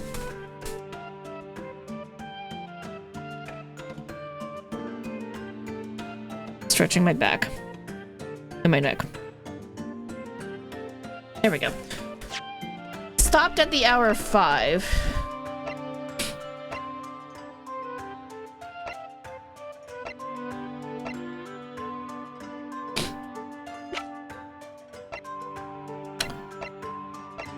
We don't know anything about time of death. Or when he was shot. When was the gunshot heard? We don't know anything about that.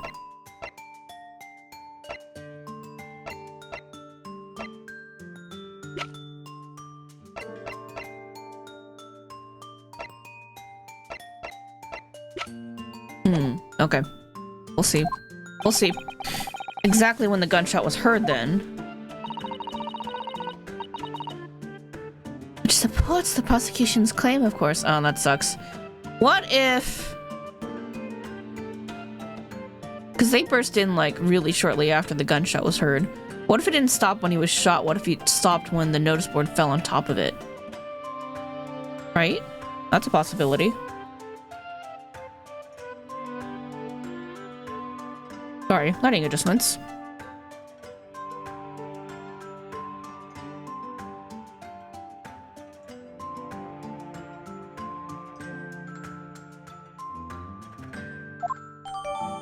Alright.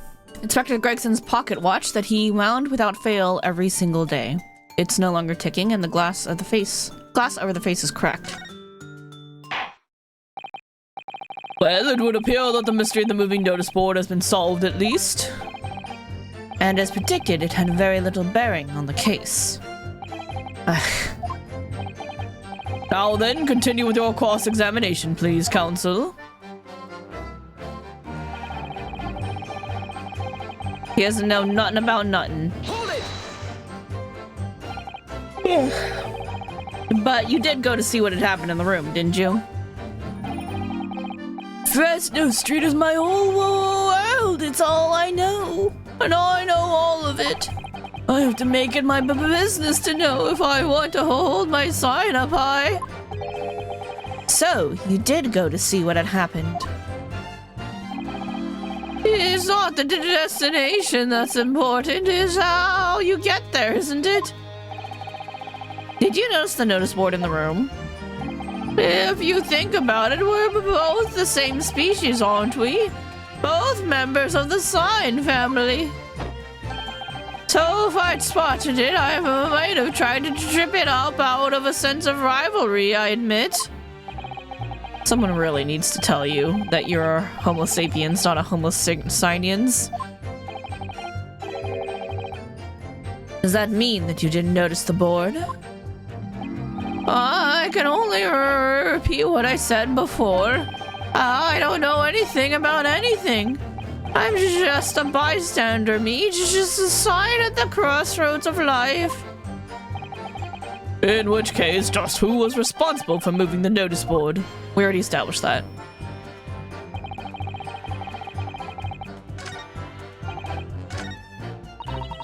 Maybe she did sneak along. We already established that. Okay. And he's like, it was the Reaper. Hold it! What exactly do you mean by that? Oh, come on now, don't tell us you've not noticed. Looks like he hates everything in the world, that fella. But not notice boards, they're the one thing he likes. You can see it in his eyes. I can't say I never noticed. I'll tell you one thing for free, though. I never took my eyes off that man on the floor, or off the Reaper, not for a second. Sorry? Well, I was that scared I couldn't. Never know what a fiend like that might do to you if you look away, do you? If you didn't take your eyes off the defendant, you should be able to confirm categorically whether or not he was the one who moved the notice board. Aye, that I can. The Reaper did nothing of the sort. I can swear to that. Couldn't have missed it. If he'd have heaved the thing upright again and dragged it on to the corner. Right.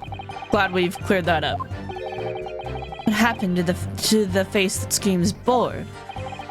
I feel your pain, Cosma. Can't see how this changes anything. Detective still died when they heard the gunshot. Bullshit. It was 5 o'clock in the afternoon that y'all heard the loud bang, wasn't it? What if he died at 5 a.m.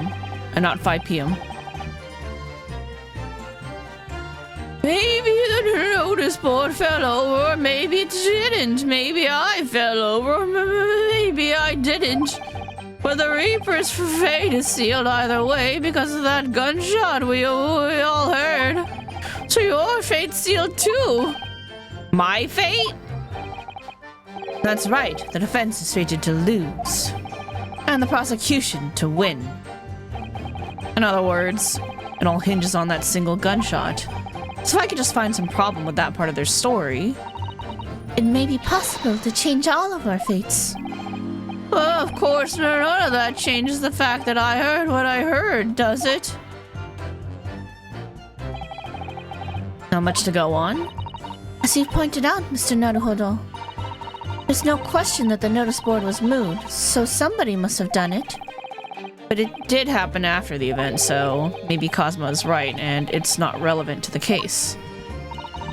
But it seems to have been deliberately positioned so as to hide the body from view. So I feel sure that there's some deeper significance to all this. Yeah, I know what you mean. No doubt there are more clues to be uncovered. You're on the right track, I can feel it. So follow your instincts. Alright then.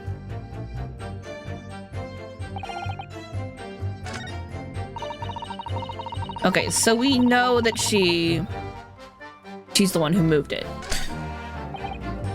Now we just gotta get into the why.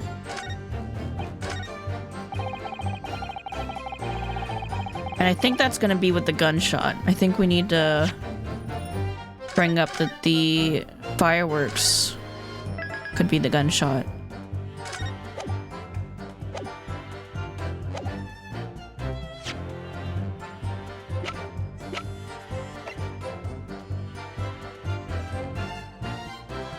It does go off like a gunshot. But I don't know if this is the time to present it.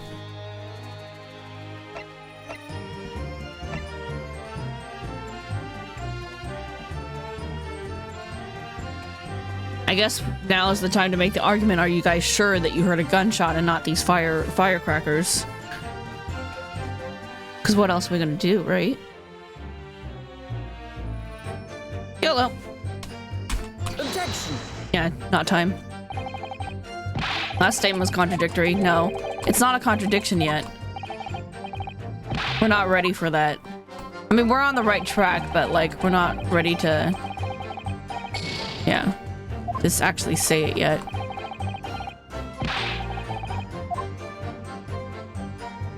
So we gotta do... Well, we've established that she moved it, but we didn't establish why.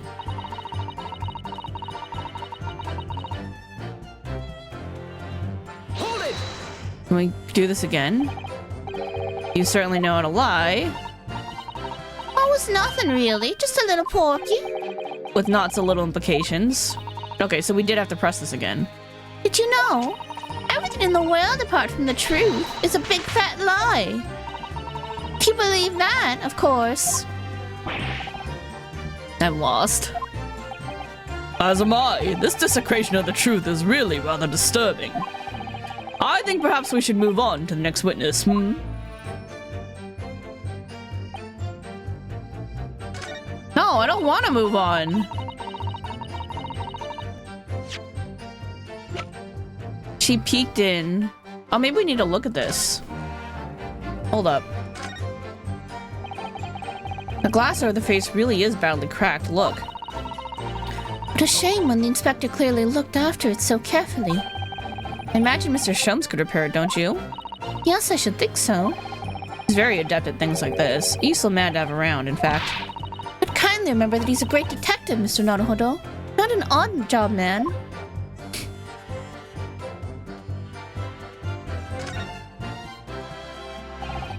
There's a tiny little stub sticking out from this small hole here, look. Suppose there must have been a little knob or something on that setting for setting time.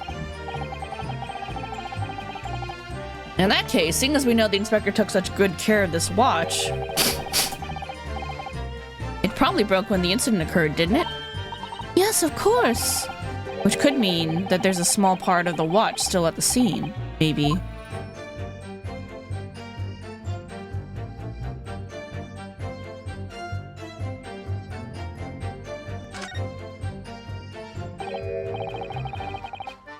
Huh, there's a tiny little keyhole here. You see? Oh yes, that's probably for the winder used to wind up the mechanism.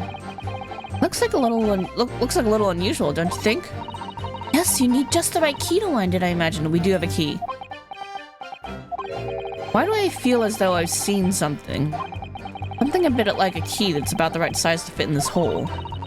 It'd be wonderful if we had the key. Let's check carefully over what we already found.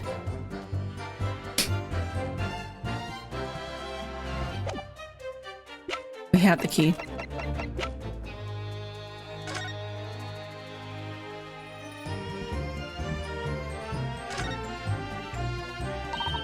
Helmet of this charming policeman appears to be a little worse to wear. Not convinced about the charming part, but yeah, you're right. Head part looks like it's been fairly heavily manhandled. Almost as if somebody has enjoyed twisting it around and around for fun. Shall we try twisting around too? For fun. If it's not for fun, it was to wind up the thing. Oh, what's that? It appears to be some sort of key.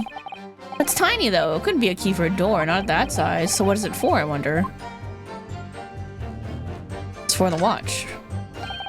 Mrs. Sato, do you think perhaps this key could be the key for Inspector Gregson's watch? Oh, yes it could be. Let's try it at once. There's not a moment to lose.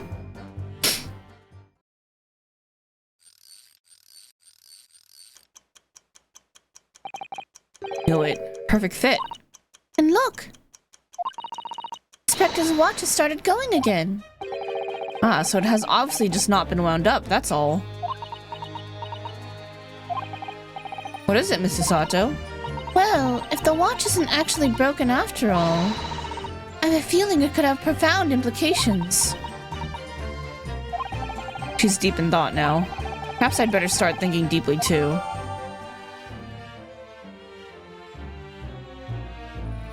So he just hasn't wound it. He winds it up at dinner every night. So that means he never made it to dinner when it stopped.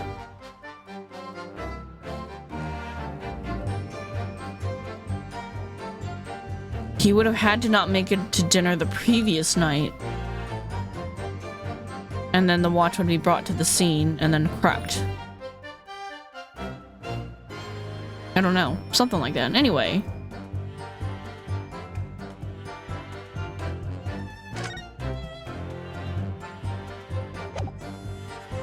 Okay. Ugh. It was found at the crime scene, but where? Where did we find this?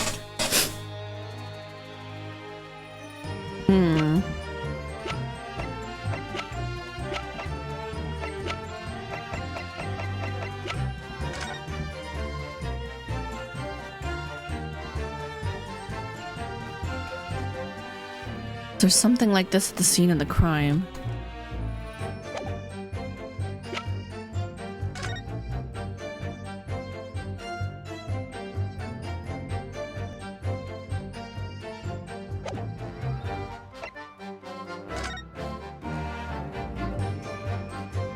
Well, we've established this sounds like a gunshot.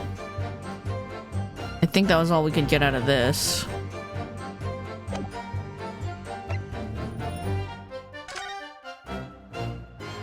And this was the handprint. Yep.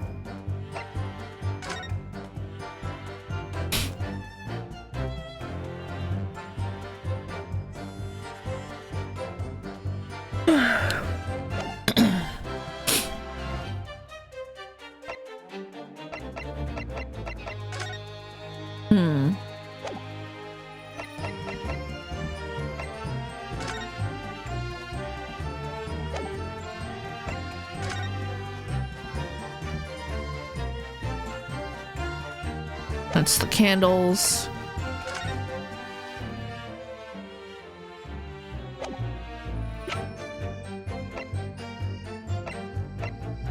I don't know what to do with this information.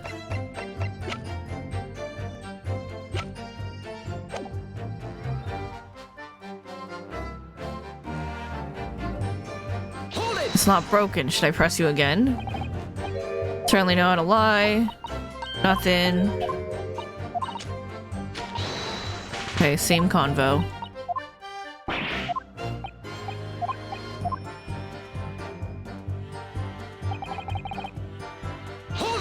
He's just a bystander. Saw what happened in the room, though.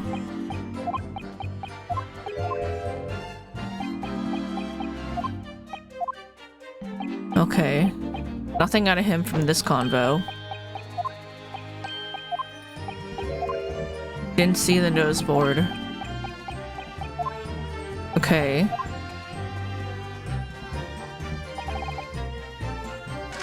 He's got a face that screams bored. Swiped his hand on it. Hold it!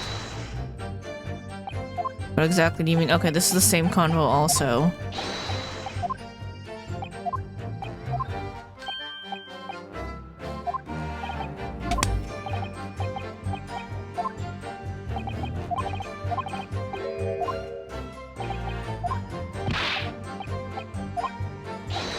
Okay.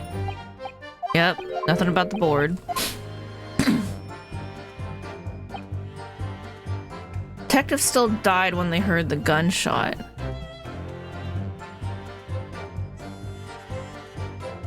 Hold it! It's 5 in the afternoon.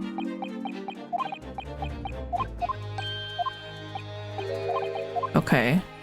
Maybe we present the watch because it's not broken, so it's not used to verify the time. It can't be used to verify the time of death.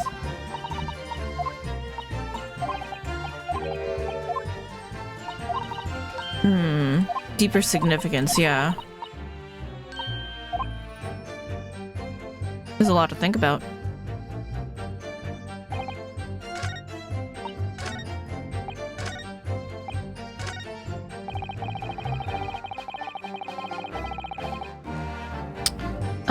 Oh, ads are playing. I need to take a quick break anyway, so we're gonna save. And then I'm gonna take a quick break and then we'll resume. Okay. I'm gonna think on this for a second. BRB chat. We're gonna take a quick break.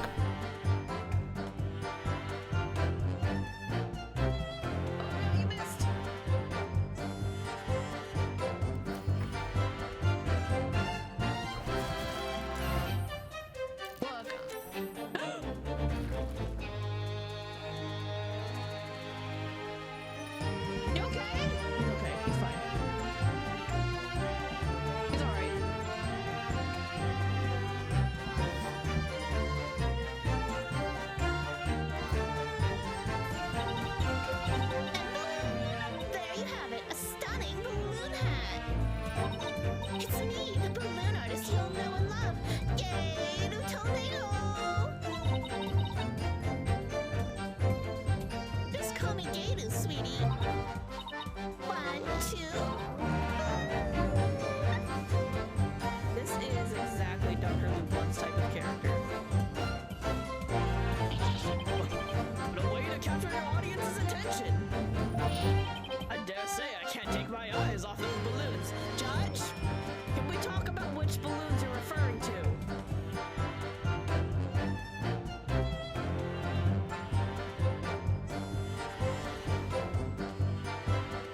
And Tombstone.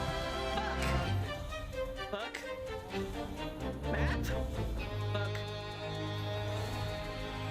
Tombstone!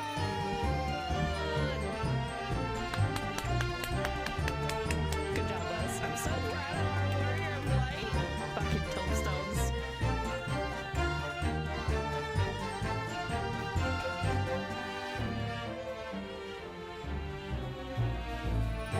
Hey, guys, chat room. I want to point something out to you once we get out of this fight. I'll point something out to you guys, so you'll never be able to unsee it. You see these trees I'm standing next to? Do these trees not look like a really buff dude who skips out on leg day?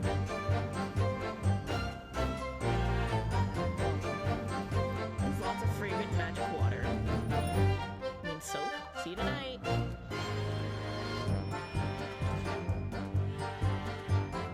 What? Did you guys see that in the mirror? As a result, I brought this knife so I can shake this bitch next to me if he doesn't fucking give me back my coin. I know he took it. There was no one else there.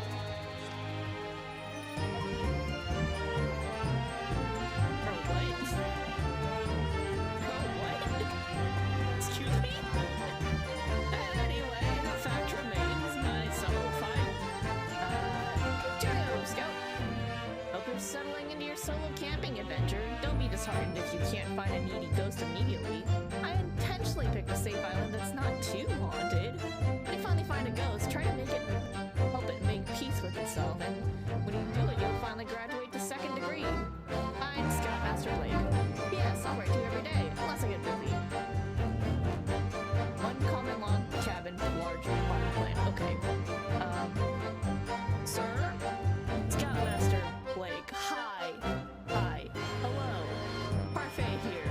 You certainly did not send me to a relatively unhaunted island where it might take me a little bit to find a ghost friend. You, in fact, sent me to a very haunted island of bears. Sir, one that curses people and traps them here. Well, thanks for that. Rude. Ah! Be able to spot a squat like this. Alrighty, chat, I'm back. Oh, give it a second. There it goes. Hey. Alrighty. Oh, shit. Hold up. Nope, that's a cat. 1 second. Let's clip this a little bit. There we go. That's good. That's fine. That's fine. This is fine. Alright.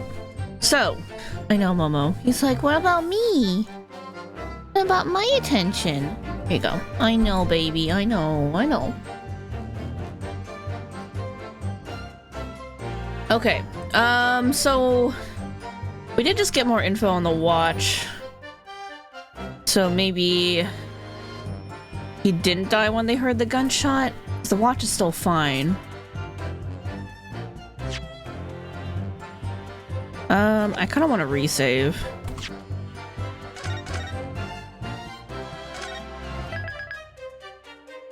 Since we did all the investigation of our stuff. Our evidence. Alright. It's not broken, though. I don't know if this is gonna do anything, but we're just gonna... We have to do something. Oh, that was it. Okay, cool. I'm afraid that's not necessarily the case. At the scene, we found this key to the winder of the inspector's pocket watch. Key. And having wound the pocket watch, we discovered that it in fact still works. You see, the watch didn't stop because it was broken at all. And that fact completely undermines one of the most fundamental premises on which this entire case has been built. What?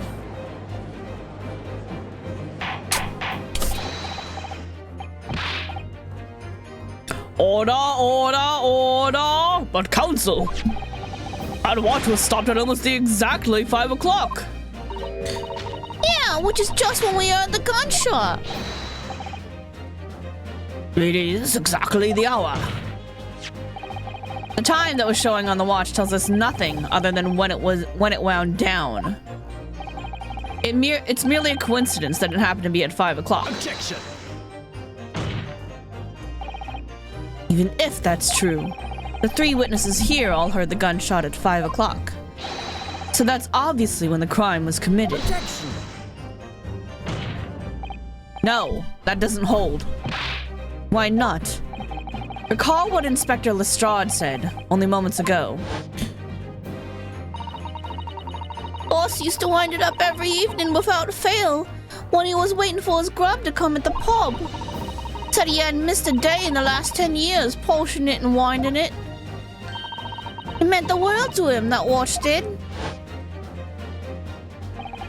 The victim was in the habit of winding his watch once a day, in the evening. We can reasonably assume, therefore, that he wound the timepiece on the evening before he died as well. Yes, that would be entirely reasonable. But if that's the case, you wouldn't expect the watch to have completely wound down by 5 o'clock the following day. It's true, that means he'd been dead for a while when we found him. That's fucked up. Oh, why? Oh, well, how do you explain that then? Summary, the evening before the day of the incident, when the gunshot rang out in that room, the inspector was already unable to wind his watch. You can't mean... What would stop a man winding his watch if he's been in the habit of winding it every single evening for 10 years? He was dead. The obvious answer is that he was already dead.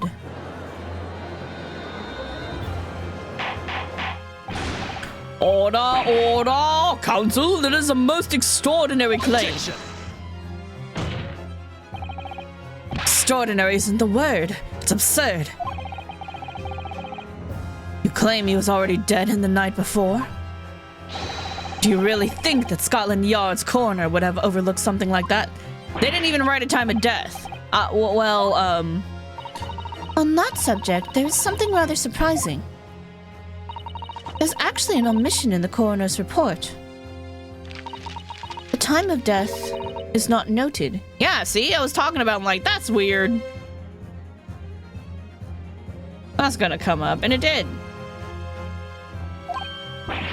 No, that's right!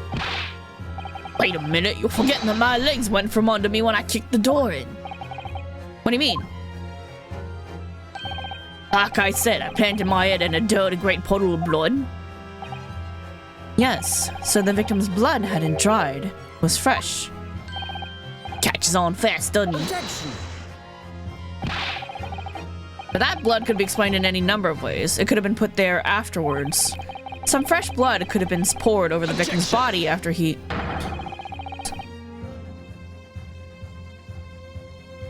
Can't believe he's doing this. You... How dare you, Cosma? Does my learned friend think that fresh blood is available on every street corner? Well, it needn't necessarily have been human blood, of course.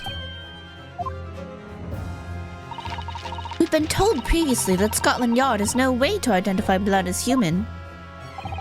Problem is currently being researched. At present, you are correct. It is beyond our abilities. How dare he, Cosma, call me his learned friend? How dare you? So then, a chicken's blood could have been used, for example. It's certainly a possibility that it wasn't the inspector's blood at all. Objection. A gunshot was heard at 5 o'clock that afternoon. It's beyond question. Is it though? What? Given that the time of death, the victim has already been called into question, it isn't beyond the realms of possibility that what these witnesses heard wasn't a gunshot at all. Oh, please, what are you trying to say? Was lot know what we heard, and it was a loud bang that came from that there room. Now you listen to me. Our street sellers here is our livelihood. I don't doubt your ears, sir, but all you can state with certainty is that you heard a noise. Wait. Explain yourself then, counsel.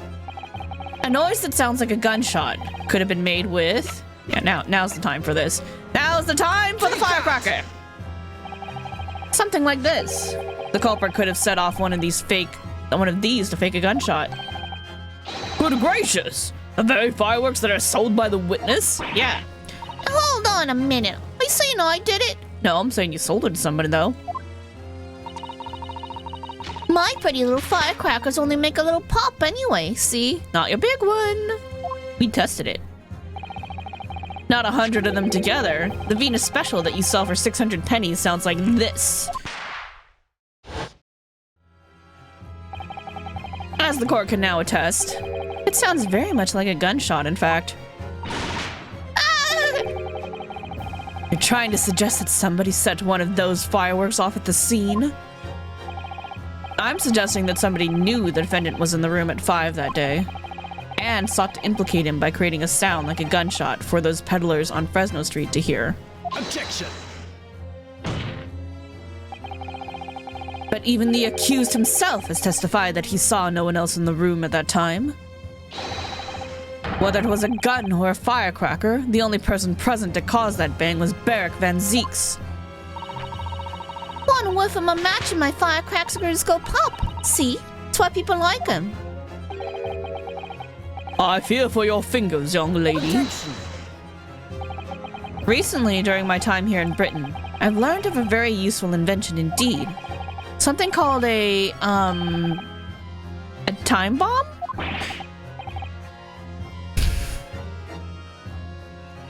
That was a spicy... Look, when we saw the time bomb, it legitimately looked fake. It just looked like a bunch of cardboard tubes that were painted, and I'm like, that can't be right. But apparently it was a real time bomb. Good heavens, a bomb? Yeah, a device that allows you to blow up whatever you like, whenever you like. Sir Naruhodo, I worry that your unfortunate phrasing there may lead to yet another international incident. No, wait. It's the whenever you like part. That's important. Time device? Yes, exactly. A time device. Something of that nature could have been planted at the scene. A device that was able to produce the sound of a gunshot long after the culprit had left. Your extravagant claim will have to be substantiated with evidence, Counsel. Ah, shit. What proof do you have to suggest in any way that a time device was employed to create the gunshot sound? Good question, good question. Fair question.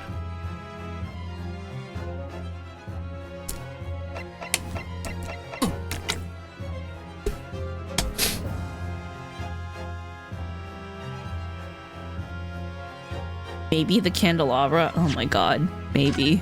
The super sussy candelabra that I just cannot believe is actually relevant in the way they were saying. Yep, let's do it. Why not? Why the fuck not? As the court has already discussed, the tip of one of the candles in this candelabrum has been blown off. Indeed, because it was struck by the bullet, which presumably passed through the victim.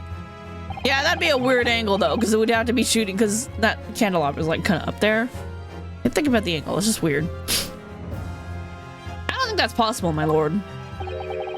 Not possible. Why? Because of the scorching. There are gunpowder scorch marks clearly visible on the broken candle. Oh yeah, so as we just discussed, that means the candle would have been shot from point blank, so that would not have happened.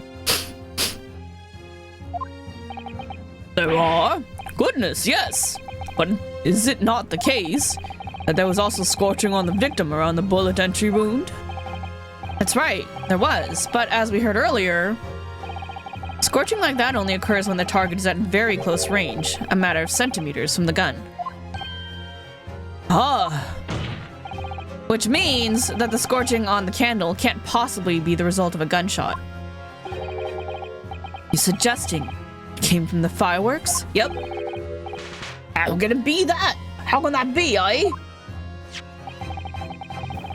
The fact that there's such visible scorching on the candle suggests that the fireworks must have been right next to it when they exploded.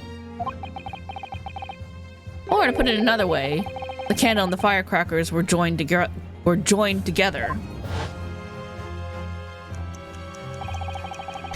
The culprit somehow attached the firecrackers at a point partway down the candle. After the killer had left the scene, the candle slowly burnt down along with the other two, until eventually it ignited the fuse of the firecrackers, generating a loud bang.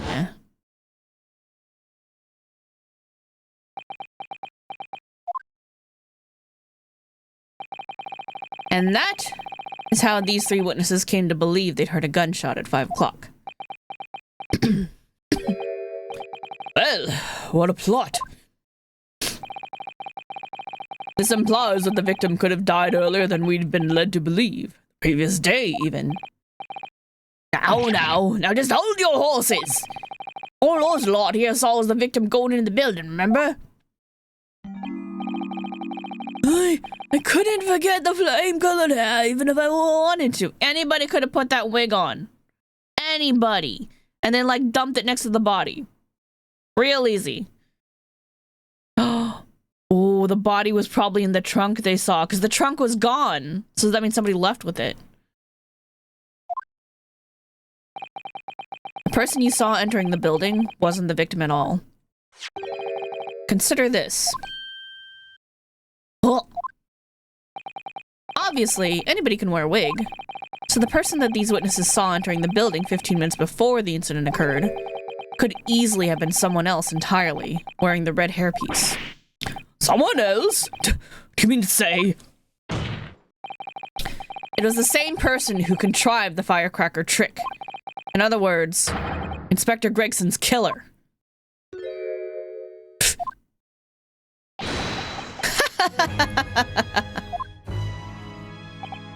Oh, very impressive, Ryunosuke Naruhodo.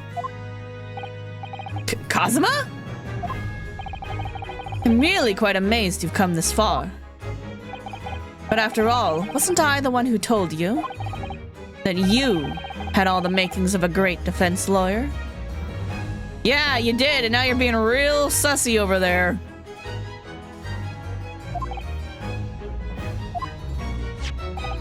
I also noted the lack of a time of death in this report, a stark omission. But as far as I'm concerned, this whole country's justice system leaves a lot to be desired. Hot, actual hero, okay. Order! Prosecutor Asogi! What on earth do you mean by that statement? I hear that many of the leading members of Britain's judiciary are present to observe this trial today. So, we cannot allow even the slightest doubt to be overlooked. The defense's assertion about the time of death based on the victim's stopwatch is just conjecture. So's all the other bullshit you've been spouting! But while the possibility exists that my learned friend may be correct, we have a duty to explore it. Well, certainly, I would agree with you. And what immediately comes to mind is, of course, what was Inspector Gregson doing and where did he go on the day before the incident? Do you know? The inspector always carried out his investigative work alone. His movements were treated as confidential within Scotland Yard. Even within the yard? However, considering the evidence we've been presented with so far, I'd say it's fairly apparent what case the man was pursuing. Wouldn't you, my learned friend? I do have a feeling about what case he might have been investigating. Yeah, I agree. Surely. My lord, the defense believes it can explain to the court the case that was being investigated by Inspector Gregson at the time of his death. Very well, counsel. Present your argument to the court. What evidence is suggestive of the case being investigated by the inspector the day prior to the incident?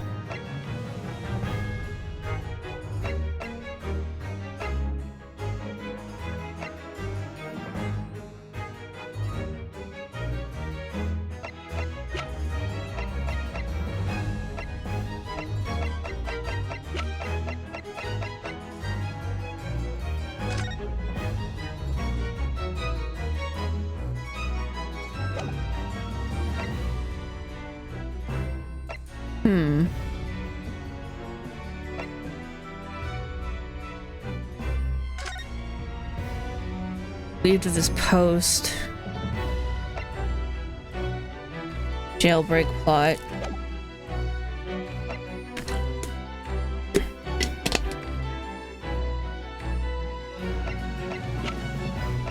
Is it the notice board? Or the case? It's either the notice board or the case of Mr. Vigil being missing, because didn't she just report that the day before?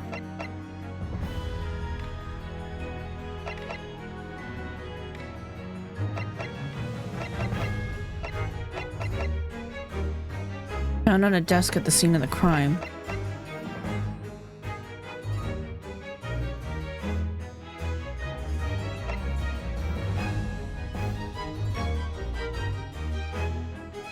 I I think...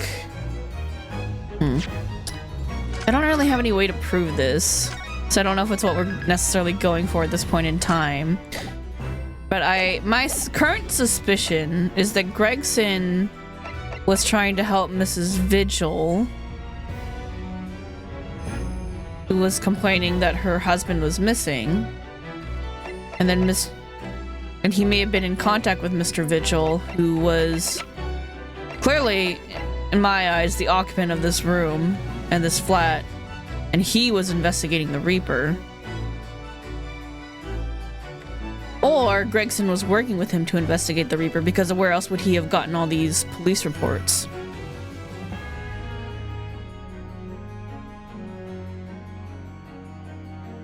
But it's definitely like all connected, because it always is.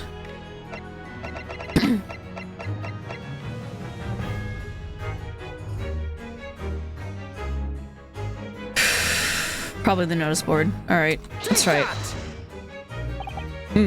I can't say I find your answer suggestive of anything in particular. Okay. Well, then perhaps that is utterly wrong. I bet you have clarified most expertly. Look. We deserve a reward for that expert display. Great, thanks. Just draw Kadama on me, my friend. I think, Mr. Naruhodo, that there's one particular piece of evidence. It really does stand out in showing what case Inspector Gregson was investigating. Very well.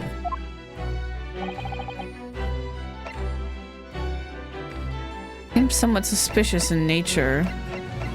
Well, what did Gregson have on him, though?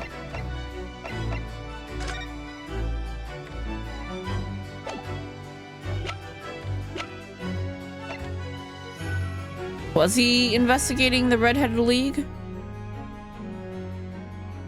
Take that! I believe... Okay, it was. I believe this red hairpiece points to the answer. Might assume it was part of a disguise used to carry out an undercover investigation. Surely not. Such a brightly colored hairpiece would only serve to make the inspector more noticeable. Yes, that's quite true. It would definitely have made him stand out in a crowd. Except, that is, in a crowd of gentlemen from the Red-Headed League. The Red-Headed League? Oh, right, somebody had passed away from it. Okay, that makes sense. So, you'd already worked it out. What on earth is all this about? Is there such an extraordinary league of gentlemen? The Red-Headed League is currently under investigation for a grand deception. Deception of what nature, Council? They've been targeting red-headed men across all of London and tricking them out of small sums of money. 2 men were arrested for the misdemeanor only yesterday, in fact. My lord, the defense calls for those 2 men to be summoned at once. 2 redheads? Inspector Gregson clearly infiltrated the Red-Headed League using this hairpiece, so it's very likely that he had direct contact with these criminals. And it's quite possible that such contact led to more serious events. I concur that we cannot in good conscience leave this new avenue unexplored. Well done, Mr. Naruhodo. Well, it's another possible line of inquiry for us, at least. Oh no, new thought! New thought! What if Mr. Vigil is part of the scam for the Red-Headed League? What if he's gonna show up and we're like, oh my god, it's you! It's you, Mr. Vigil! Why are you in the Red-Headed League and why did you kill our friend? That'd be tragic, right?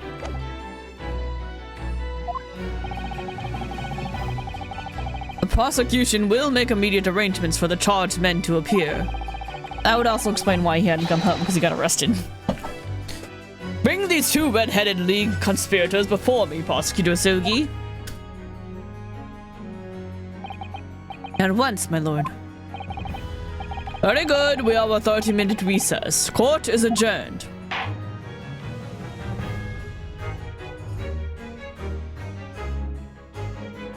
No, to be continued!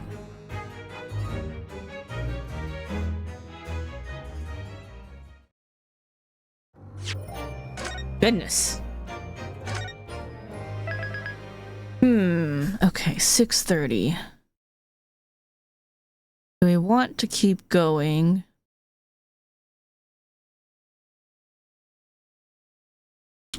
The thing is, if we keep going, I don't know if I'll finish, but maybe if we do part of it now, then what we might be able to do next week is do the rest of it and the investigation. And that would be a little bit more ideal, I think, because then we'll be able to get through the game faster. Okay, I think we keep going for a little bit. If we can finish the trial, great. But otherwise we might stop partway and then just finish later. All right.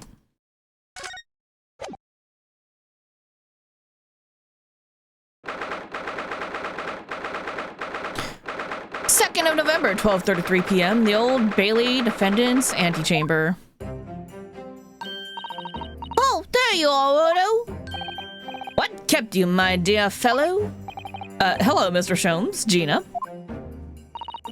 You sure about what you said in there? That the boss, you know, actually died the day before? It's pretty hard to swallow. Yeah, I know. That's really rough because it means we didn't know that he was dead for a whole day. Yes, I was shocked by the revelation too, Gina. As was I, possibly more shocked than both of you. It's not a competition, Mr. Sholmes. But I was more shocked than all of you put together. Come on! This is the autopsy report in question, is it? Yeah, it's strange that there's no time of death noted. I suppose there's a simple explanation, or perhaps it was a deliberate omission.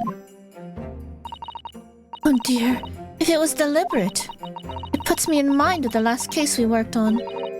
And Dr. Sith.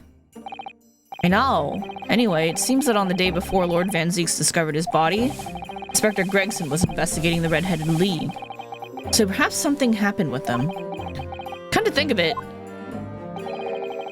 you had trouble with those League men too, didn't you, Mr. Sholmes? You were taken in by their trick. No. Naturally, I wasn't taken in, as you put it. My sleuth hound interest was merely piqued slightly by the rare scent of a weekly £4 income.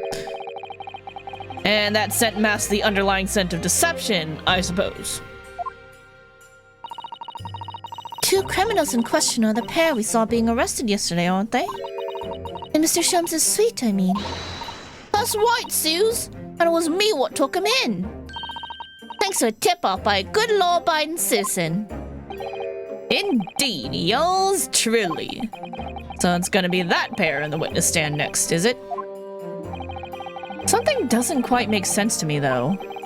The day before Inspector Gregson was found, you hadn't had trouble with the Red-Headed League yet, had you? Why would the inspector have been investigating them? Well, the likely explanation would be that Gregson's own sleuthhound interest was piqued by the rare scent of a weekly £4 income. I somehow doubt that. There must have been something else going on with them. Don't tar him with the same brush as you, Sholmes. Yeah, what Gina said. Yes, well. And there's the whole issue of Inspector Gregson being investigated by Lord Van Zeeks for some reason. Yeah, we don't know much about that. The Reaper, the Red-Headed League, Inspector Gregson, Lord Van Zeeks.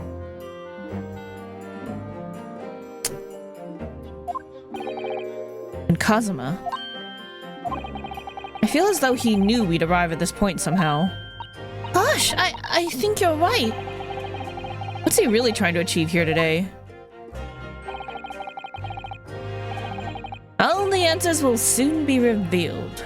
Observe the time, my dear fellow. You know more about this than you're letting on, Sholmes. The recess will be over very shortly. Yeah, you're right. I don't know how much more he knows, but he definitely knows more than we do. Cosmo was determined that he should be the one to prosecute this trial, and he was determined that I should take the defense. Just what is it that he's hoping to make me see, I wonder? I get the feeling we're a long way from the end of this trial yet. Yeah, me too. There's definitely another day of investigation due, and I'm sure when that happens, we're gonna find the little stub from the pocket watch, and then we're gonna find the true scene of the crime. Are you ready then, Mrs. Sato? Yes.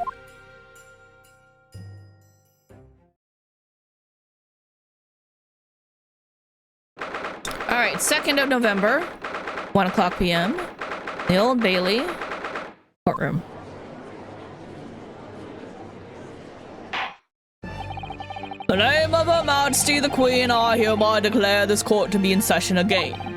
We resume the closed court hearing of Barak Van Zeeks, here present, who stands accused of murder. Now then, Prosecutor Sogi. My lord.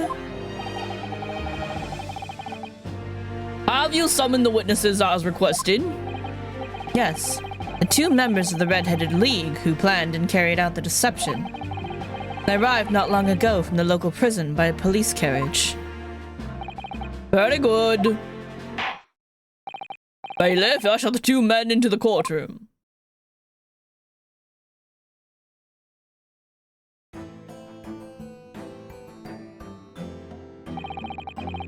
These 2 men are currently being held by police on suspicion of attempted extortion.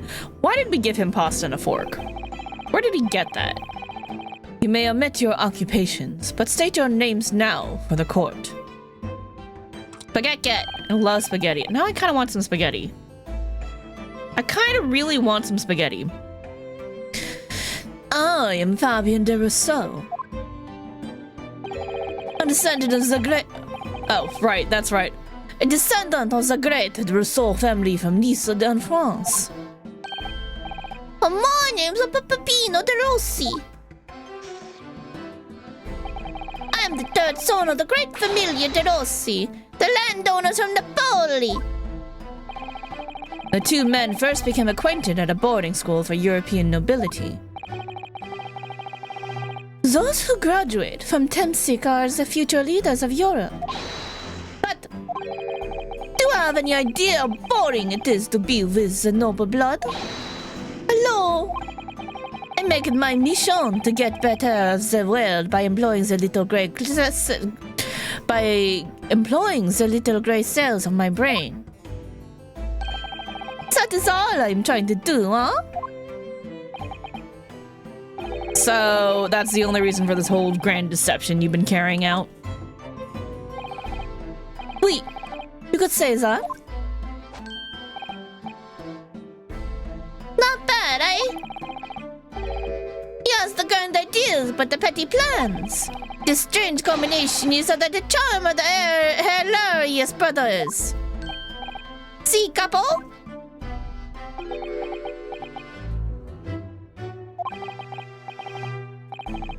Listen to me, Peppino. I have 2 things to say to you.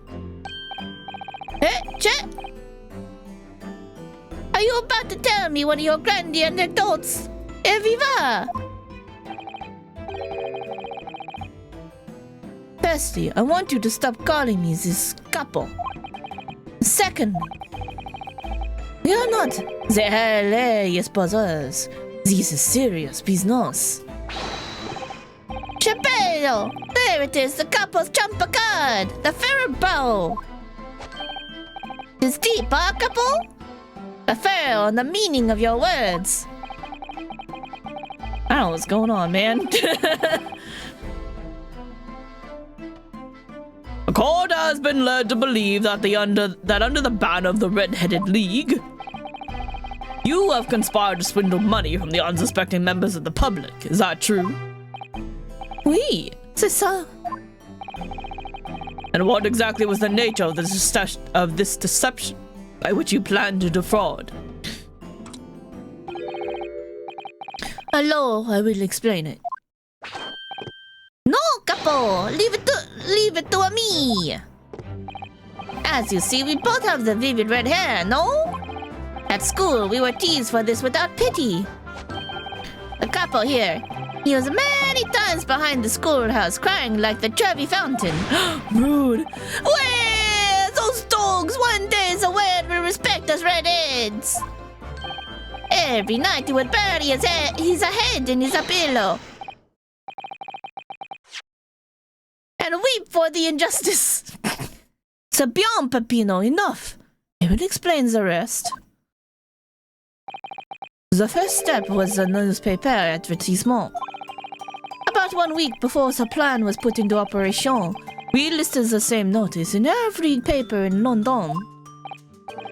Yeah, we saw the notice. It was this one, I believe, entitled To the Red-Headed League. Oui, c'est ça. I'm honored that you have seen it.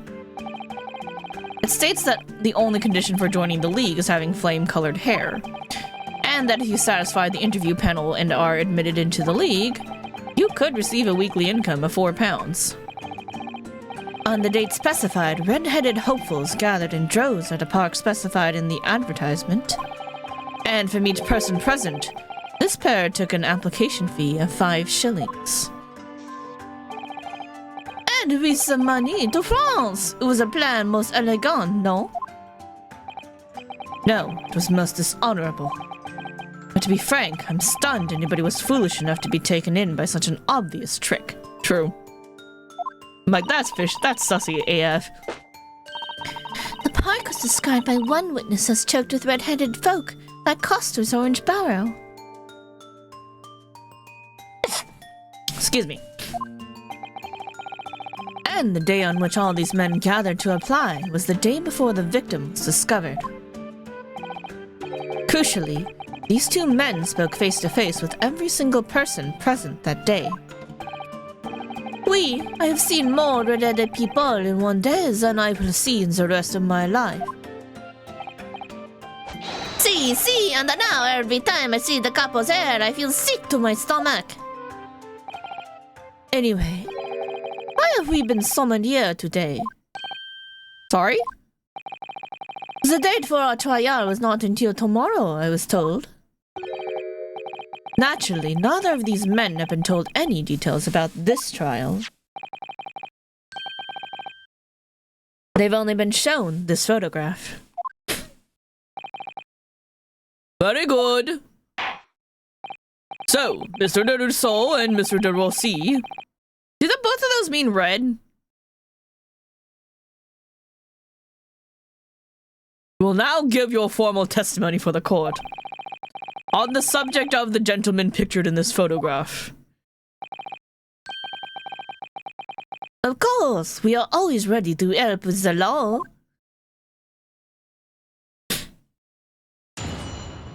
Are both of your names just red? The man in the photograph. We had more than 1,000 red-headed people assembled in the park on Lime Street that day. But I don't recall the man in this photograph, eh, couple? No, I don't remember him. Obviously, he is dead now. But I assure you, he was not in the park. Allora, this victim is nothing to do with us. You have a lot to answer for, Peppino. It is your fault that we got caught in the first place.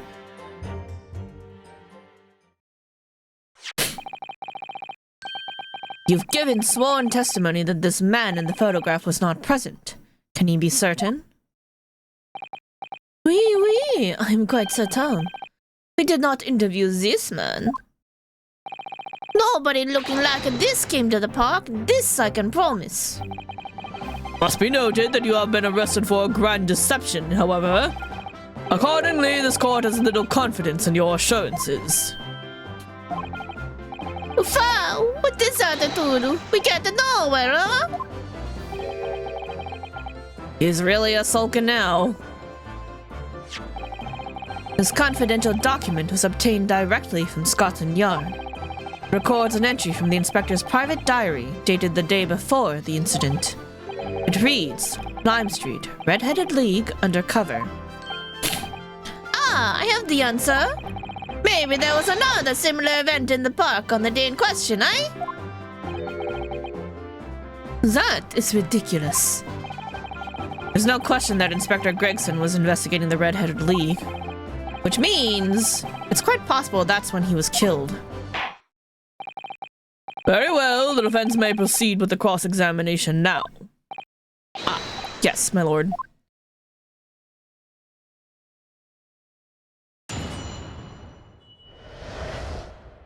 All right. Had more than 1,000 people in the park. 1,000 people? That's a very big crowd. How would you even remember all 1,000 of those people? It was quite a spectacle. Redheads had come from all over the capital. See, the couple here, yes, the magnetismo animal, eh? Nobody else could attract so many people. If I could be born again, I would be the couple. All those people wanted was the money, Peppino. The £4 per week. Are you suggesting that you spoke personally with all 1,000 applicants? Oui, that we did. Because every one of them paid us 5 shillings. We take their names, we take their money, and we take their address as well. Then I tell them we take some days to let them know by a post. Finito. Maybe 2 minutes a person? We start early in the morning and we stop late in the night. So you earned 5,000 shillings in one day? That's a small fortune. We'd have thought there were 1,000 such gullible redheads in London to start with. Nah, people just wearing wigs. One of whom was a great detective with chemically altered hair. Doesn't recall the man in the photograph. He doesn't look at all familiar. No, I don't think so. And this is a wig, huh? He was trying to trick us. Do not like the people who are trying to trick the other people. Pot kettle, says the con artist. Between them, they interviewed 1,000 people with red hair. It would be unreasonable to expect them to remember every face. No, senor. I may be small, but my memory is very large. I never forget a thing. My opinion, I do not think this man was in the park. But he's not gonna give the court a definite, it seems. Hey, couple, you didn't see a man like this, huh?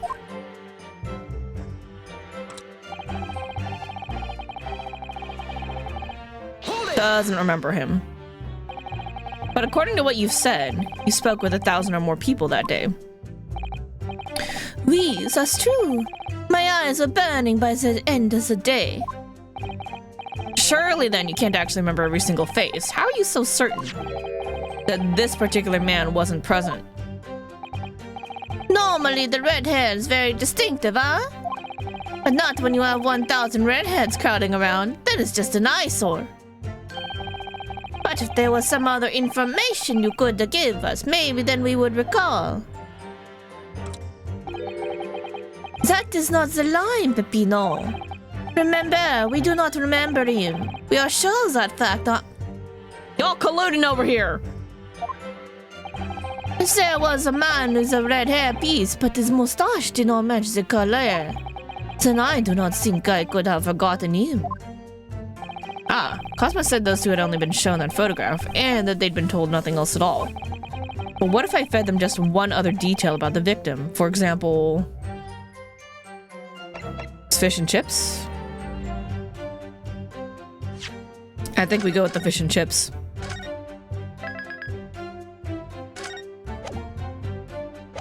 Oh, Gregson, your characteristic fish and chips. Gonna get you now. I can certainly appreciate that just knowing the man had red hair wouldn't help you remember in this situation. But what if I told you that the man was always munching on a packet of fish and chips? You remember a man who was eating incessantly? Not really. I was looking at the heads of the applicants. I wouldn't have noticed the fish and chips any more than the caviar and smoked salmon.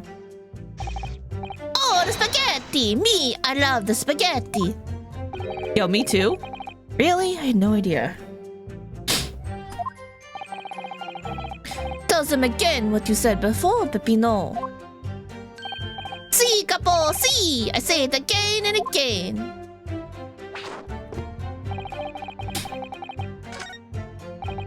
No, we're gonna try that again and try another thing. Alright. If not the fish and chips, which I would think is very distinctive because that sticks out to me. What else can we try?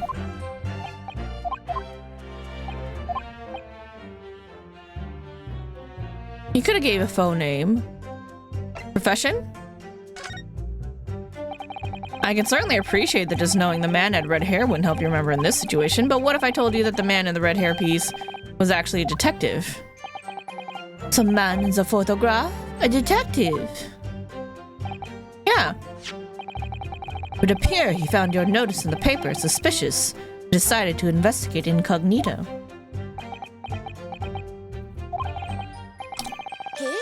Sorry, but this changes nothing. Oh, I think your little friend here disagrees. Excuse me. Something to add, Mr. DeRossi? See, I am always adding something. Parmesan, olive oil, pepper.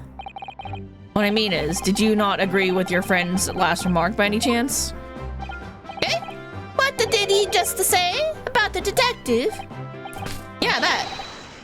Keep your mouth shut, Peppino. You have said enough already. What the why, couple? What is the problem? There was a man who said, I'm an inspector from Scotland Yard. What? What? Good lord! Order, order, order! Explain this vote first in your testimony, witnesses. It's simple. A man who was at the park said to us that he was an inspector. There was no such man. Madai, what are you saying, Capo? Have you forgotten, eh? I have forgotten nothing. Nobody likes this came to the park. Basta, Capo, basta! You beat me at many things, but not two. The memory and the meats. Like I said, when it's time to eat the pasta, no one is faster. But you are inferior to me in every other way, so shut up! No. Are we agreeing? Are we double ejecting? Are we getting double objected here? Ugh. Total! C'est un machiston. Indeed it is, sir. Oui, there was a man who came to the park and he said he was an inspector from Scotland Yard. However, he looked nothing like the man in the photograph. He was someone else. How can you be so sure? Because, to start with, his face was completely different. See, it's true, it's true. The man who came was a younger. His face was clean shaven. His eyes were sadder. His chin was thinner. Did he look like this?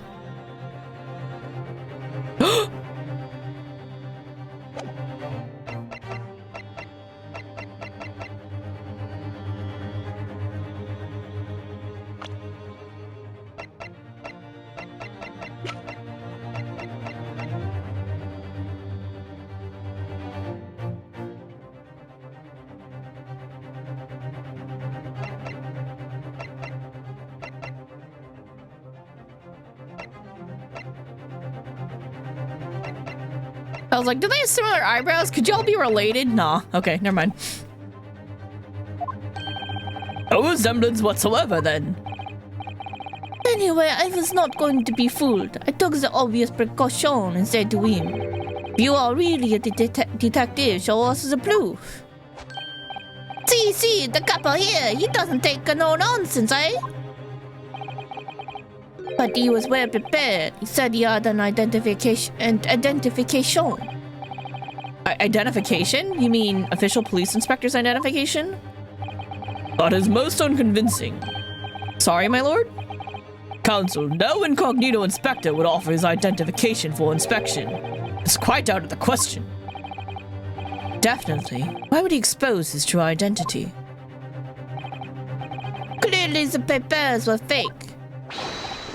Seto Capo, you are genius.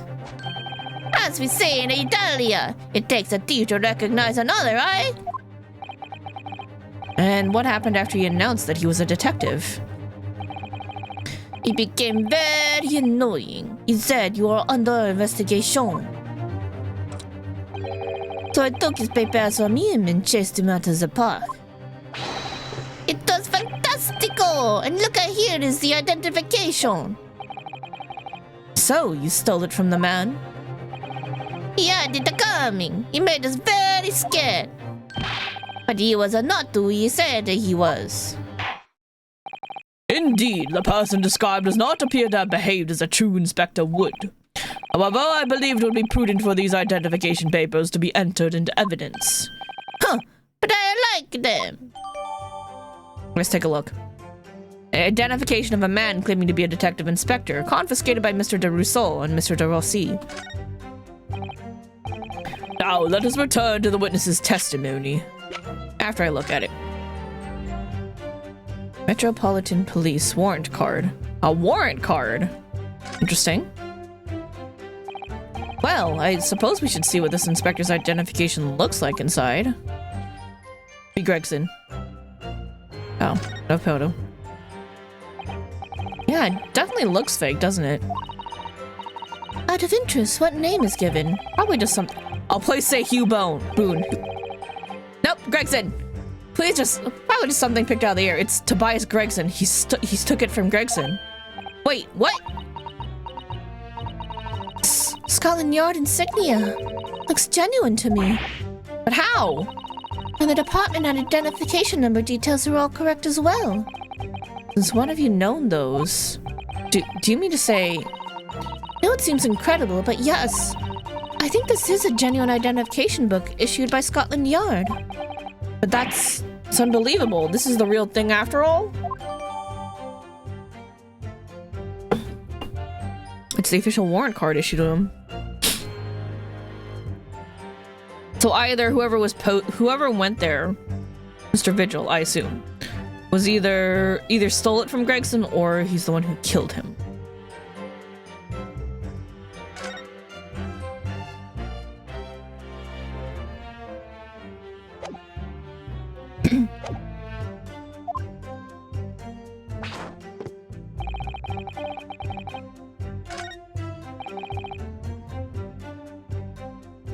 Okay, well, let's go on with this. Victim has nothing to do with them. Well, we only have your word for that. See, but what else can we do, huh? True. Uffa, we are not having much fun these days. First we are arrested, then we are shown the horrible picture of a dead man. And now you question every single thing we say. We are the victims here. Hi, couple. No, you were caught carrying out a plot to swindle hundreds of innocent people. Huh, you had to bring that up, huh? It's not fair. Hi, couple. A lot to answer for. It's your fault that we got caught. What do you mean by that? That's what I've been really wanting to know more about. What do you mean by that? Cavallo, you promised not to say, couple. After we had taken all the money that day, we should have left the country. That was my plan. I left the purchasing of the tickets for the ferry to Dunkirk to my companion here. But he bought them for the wrong day. Oops. See, but it's an easy mistake to make, huh? The 1st, the 31st. Oh, I had no sympathy for you. You are an all day late for the boat because of your stupidity. And it's only because of this that their so-called great red-headed detective caught us. Capo, you know what I think? This is the work of God. It's a holy punishment, eh? Pino, for the last time. This is not a holy punishment. This is only your fault. Ah! Don't blame God for your unholy mistakes. You're making me sick with anger. Maybe I make a mistake, but when it is time to eat the pasta, no one is faster. And I've seen the evidence. Okay, they haven't told us much we didn't already know. What do you think, Mr. Naruhodo? Well, if it was the inspector's diary, it seems likely that he must have gone to Lime Street that day. And yet, these two both claim they didn't see him. I have to say that they don't appear to be telling lies. Well, they are experts in deception, don't forget. Sounding plausible is their specialty.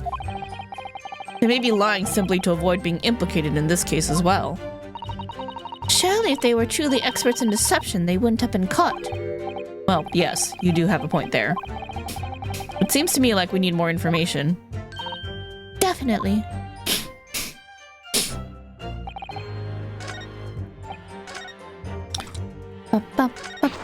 Nothing to do with them. Except you had his ID card.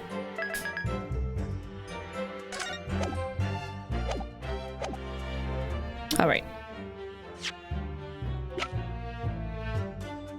Objection!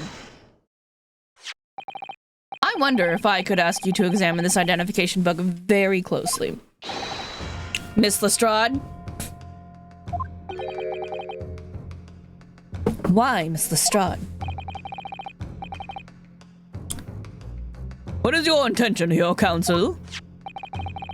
Is this really a fake or is it genuine? That's the question, which we can't answer ourselves. Objection! Don't be ridiculous. No Scotland Yard detective would allow his or her identification to be stolen. That is the boss's! No question about it! Can't be. As I suspected. The undercover detective who attended the Red-Headed League's enrollment on the day in question was the real Inspector Gregson, carrying out an incognito investigation. To the law! Order! But the boss had his identification stolen. You would have reported it straight away. I mean, he was always on at me about it. If you lose some, I'll report it at once, he'd say. Could it be then that the inspector was physically unable to report it? Physically, what thought you were saying? Unable to? You're not suggesting. Yes, it's quite possible that he was killed before he had the chance to report his identification stolen. No. Order!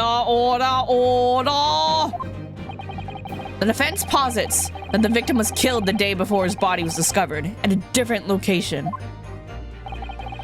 Do you two have anything to say about that?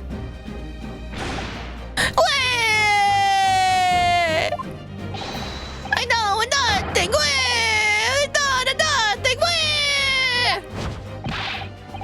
Pull yourself together, Peppino.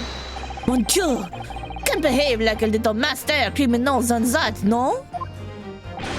No, I wish I had returned to Italia.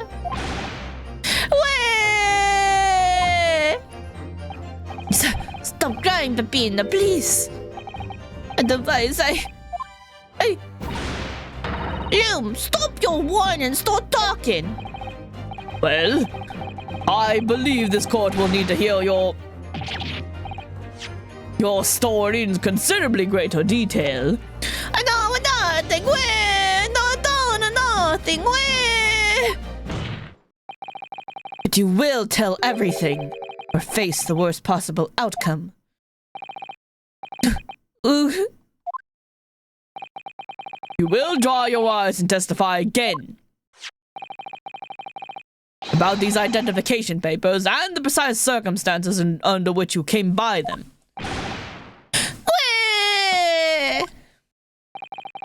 Crying out loud.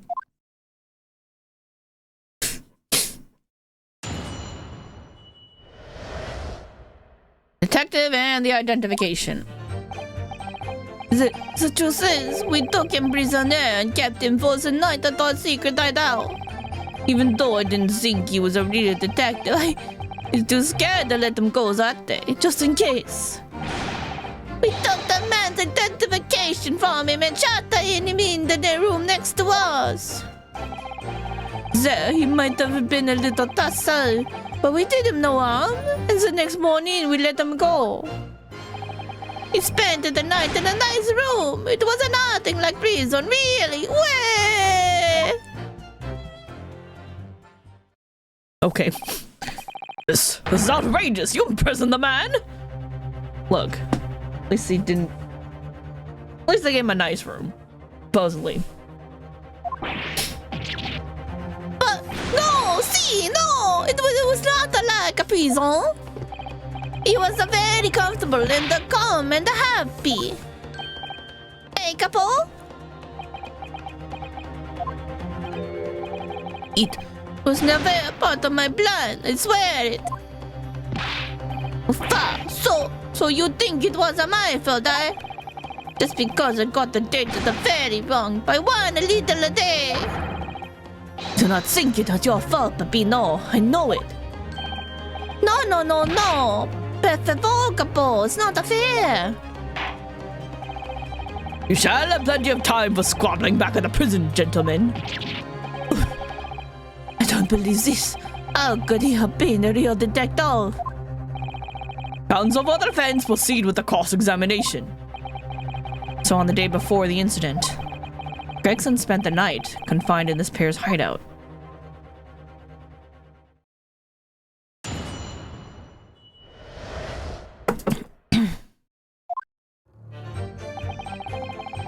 They took him prisoner. Hold it! Do you realize what you're saying? You ought to believe me. I never intended for that to happen. And I'm sure the detective did not intend it either. Do you think? But there was nothing else I could do. See, nothing else. This wasn't the first crime for the couple. He was at the wit of his wits. End of his wits. Sorry, there we go. I've told you before, Peppino, that is not the way to describe a criminal mastermind. What about this this hideout of yours? An old empty house behind the park on Lime Street.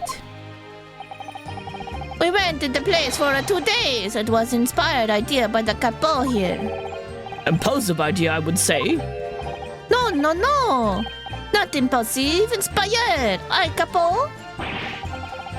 What am I supposed to say to that, Peppino? And it was in the house described that you can find Inspector Gregson, was it? Oui. But you have to remember, I was under the impression that he was a pretender, not a real inspector. That doesn't quite add up, though. If you didn't think that the man was a real inspector, there would have been no reason to take him prisoner, would there? No, you are right, but we couldn't be completely certain.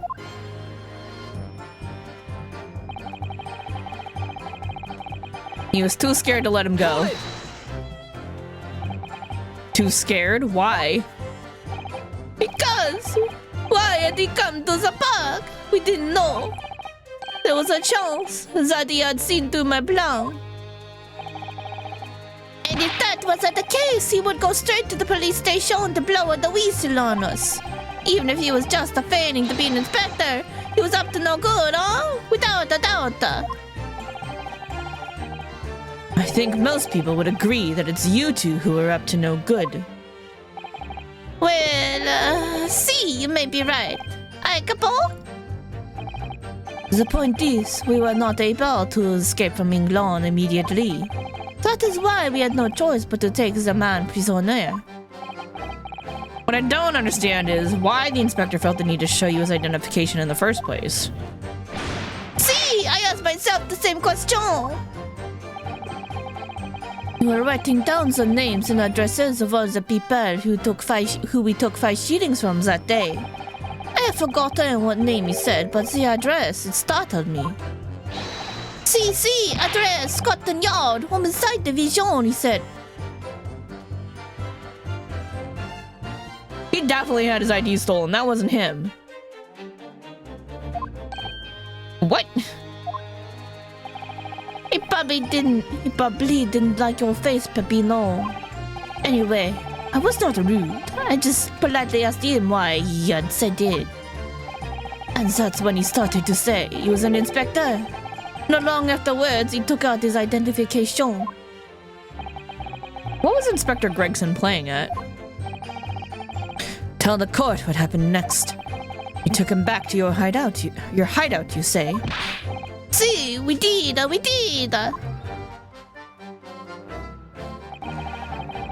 They took the man's identification and shut him in the room.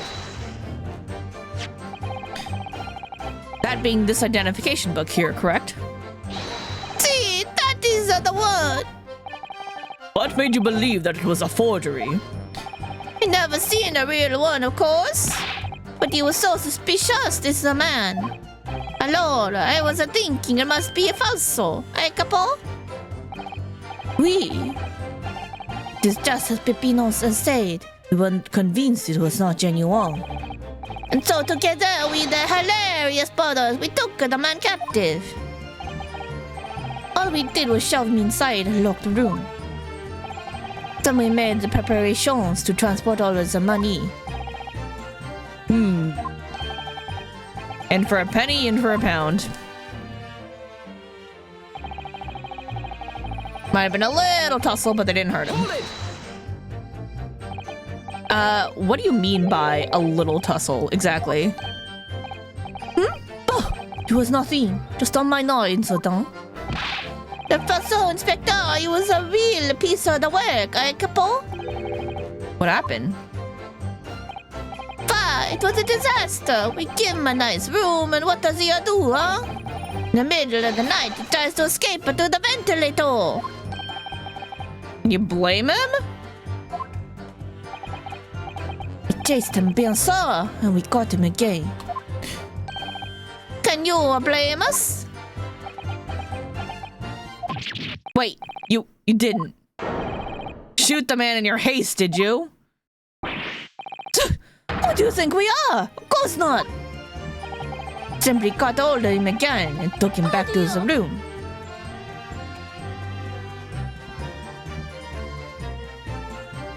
Excuse me. What? Mr. DeRossi did something wrong? Me? Something Mr. DeRousseau just said seemed to make you, well, it seemed to make you act even more strangely than usual. What was all that about? Cavolo, at times like this, you don't want to have the capo after you, believe me. And I speak from a personal experience. Personal experience? That is enough, Peppino. There is no need to say more. The truth is, the night before we pulled the red-headed league plan into action, I was scared. It was not fair to the capo, but I tried to run away. It's a shame you didn't manage it. But the capo here, he came after me like the turbine, huh? And he dragged me back to the house, kicking and screaming. I still have the bruise to prove it, eh, capo?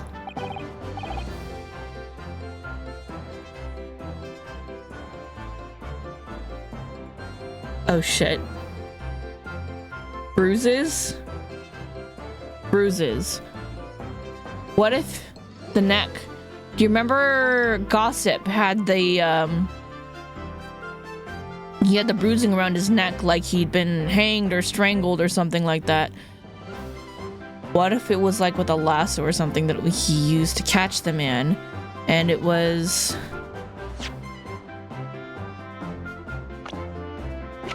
What if it was Gossip that they caught and who was pretending? Yeah. Thin face, looks nothing like Tobias Gregson. Nothing at all.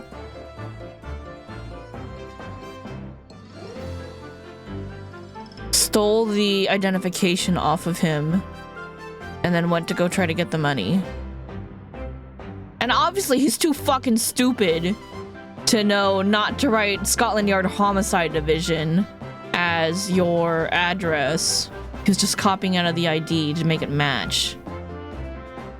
And then he was like, oh yeah, I'm an inspector, because, you know, he's just going based off of the identification.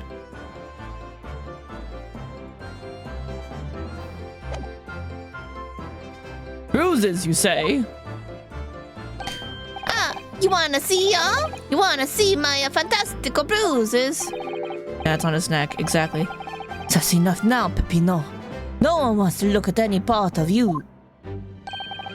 What to do, huh? I show you or I don't. I show you or I don't. You do, now. Hello, if everybody wants to see, then I do it. Go, you see? It's still very visible, eh? That red ring around your neck? You got that when you were dragged back to the house? See, the couple sometimes is very rough. And Said that's enough. Peppino's neck has nothing to do with what we are talking about here. You have my word. Nope, has everything to do with it. Yes? What is your opinion, Counsel? About this red ring around Mr. DeRossi's neck, I wonder, does it matter? Yes? Very important. Mr. DeRossi, I'm going to have to ask you to amend your testimony with details about that mark on your neck. couple, you see? Everyone is interested in what I say, huh? Very well, you will amend your testimony as requested, Mr. DeRossi. See, if you really wanted to know. He tried to escape, but the couple put the collar on him and dragged him back. Like what he did to me, see? Hold it! Are you saying that red mark was caused by... See, a big collar made from the leather. a leather collar? Is this true, Mr. de Rousseau? What? We had the St. Bernard Dome when I was younger. It is a souvenir from that time with a very strong chain. Strong chain? And you put that around your friend's neck? I'm sorry. I was so angry that it was leaving me alone. He did not have to tie the chain to the leg of the bed at all. I would not have tried to run again. You didn't do that to Inspector Gregson as well, did you? Treat the people equal. It's the capoeira's motto, eh? It's starting to sound a lot more like a prison all of a sudden. The capo is a tough, but the capo is a rough. Shouldn't I have done it? So, the following morning when you released the inspector... He had the red ring around his neck just like me. Pino, s'il vous plaît, leave it now. Now you know, huh? The capo here, you don't want to dangle with him, huh? But for the inspector, it's not so bad.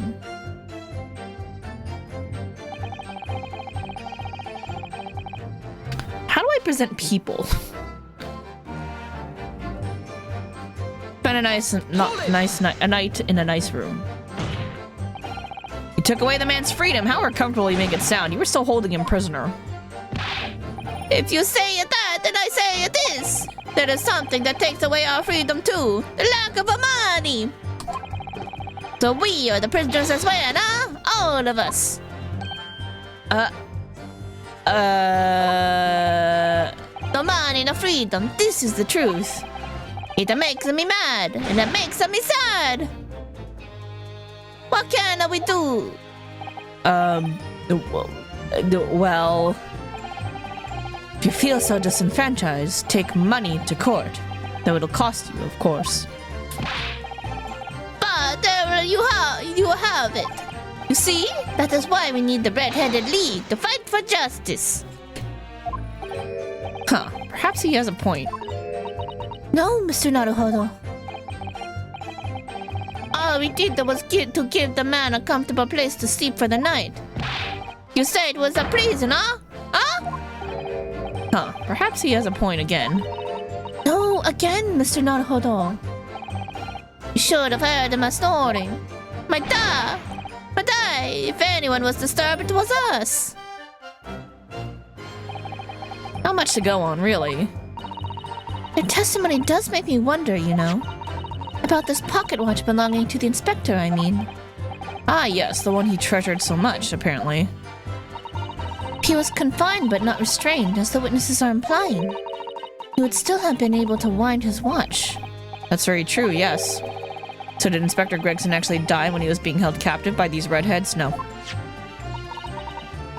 In which case, is it possible that these two young men are responsible for Inspector Gregson's...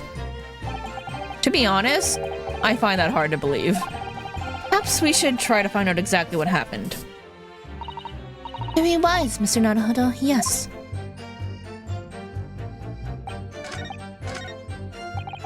Maybe a photo of Gregson to show that he, in fact, does not have a mark around his neck. Do we have that? We need to present something, and this is definitely the key here.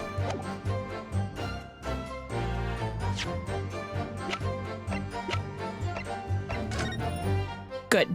No mark on his neck. I think we go with the photo. All right. Objection! So, the day before his body was discovered, Inspector Gregson was taken prisoner while working incognito. No, it was not like that. It was only a prison. It was an invitation to stay. It was only. However you describe it, there's one glaring inconsistency that remains. What inconsistency is this, counsel? I would ask the court to look closely at this photograph of the victim, Inspector Gregson. You will see that there is no red ring visible around his neck. Eh? But that makes no sense. It was me who took the collar off the man in the morning. And I saw the red bruises on his neck, just like I have. Given that the man is still clearly visible on this... Given that the mark is still clearly visible on this witness's neck, we'd expect to see bruising on the victim who was put in the collar more recently than Mr. De Rossi. Indeed, that is most peculiar. But what we tell you, huh? You say this from the beginning, many times. But Pinot is right. The man in the photograph is someone different to the man we held captive that night. They're right about that. It was someone different, and I know exactly who. Order, order, order! It would appear, then, that on the day before the incident, the man who visited the park on Lime Street posing as an incognito inspector was not Inspector Gregson at all. Objection!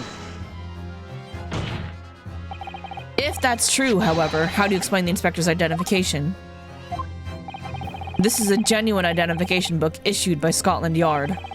It's inconceivable that someone could have stolen such an important item from the inspector. The prosecution made that assertion itself. And we also know that the inspector had made a note about the Red-Headed League in his diary for that day. Which surely means we can't divorce the two events completely. Inconsistency noted by the defense is most troubling. If it were the real Inspector Gregson whom these two red-headed gentlemen encountered, the fact that no bruising could be seen around his neck defies explanation. But equally, if they actually encountered an imposter, how did that person come to be in possession of the real inspector's identification? Either the killer, someone associated with the killer, or someone who found the body. Does the defense have some plausible explanation, counsel? The whole thing defies explanation. It is for precisely these occasions that we keep meticulous notes in the court record, Mr. Naruhodo. Because those are the facts, and the facts cannot lie. No, the facts can't lie, even when they point to something so incredible it's almost unbelievable. Well, my lord, the true identity of the person who turned up in the park for the Red-Headed League's enrollment is revealed by information in the court record, I believe. Good gracious! Very tantalizing, Mr. Naruhodo. So why don't you help us all to see whatever the truth it is that you've apparently seen? Who exactly was this inspector that appeared before Mr. de Rousseau and Mr. de Rossi, an imposter? Though it seems incredible, I admit, the undeniable facts point to only one thing. Since no bruising can be seen on the victim's neck, the person who these two red-headed men took prisoner that day cannot have been Inspector Gregson. In other words, your whole argument up to now has been a waste of time. Nope, didn't say that. Objection! On the contrary, I haven't finished.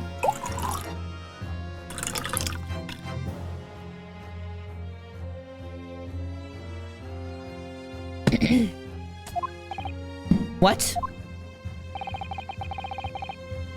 There's no bruising on the victim's neck, so the question immediately posed next is, who exactly was the man in the park on Lime Street found to be carrying Inspector Gregson's identification?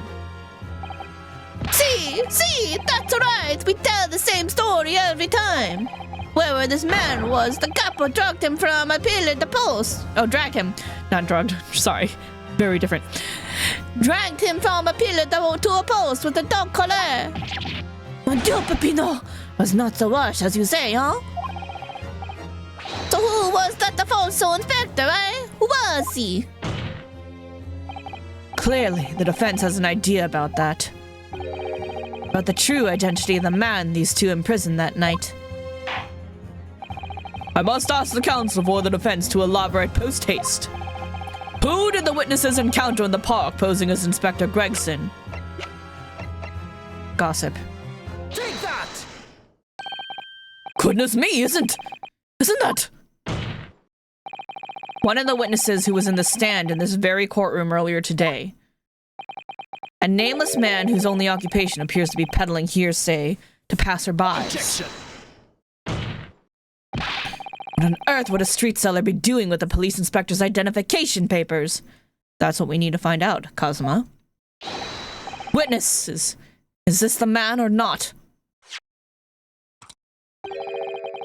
What does that mean to his lip? Ah? See, this man is not for the red-headed league, huh? He is looking for the twisted lip league, no? Perhaps rather than making such a rash claim next time, you should bite your lip instead. It seems improbable, yes, but one undeniable fact remains. During his testimony earlier, I noted something around the man's neck, a red ring of bruising. Eh? What? Do not have eyes was really obvious. The defense demands that Mr. Gossip be brought back to the stand. Order, order! Bailiff! Bring the aforementioned witness back into the courtroom. Immediately.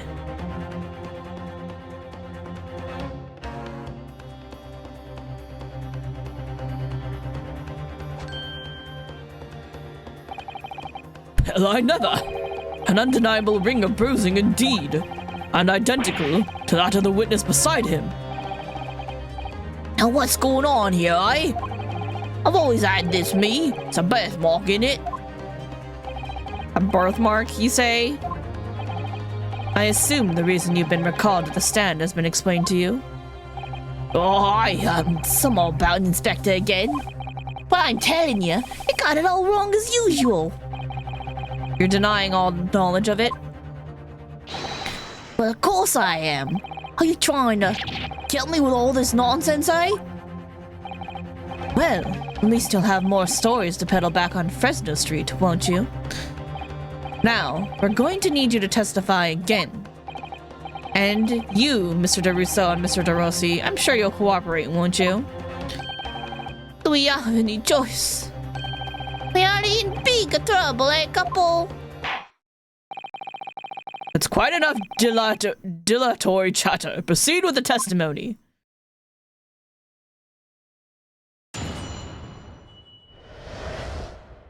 Inspector and the identification revisited. The man who claimed to be an inspector that day was definitely not this man. He's right, see? Think we would forget those grand lips, huh?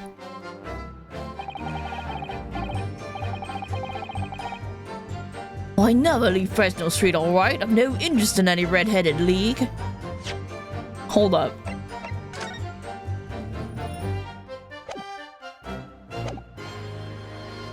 Gossip is Mr. Vigil.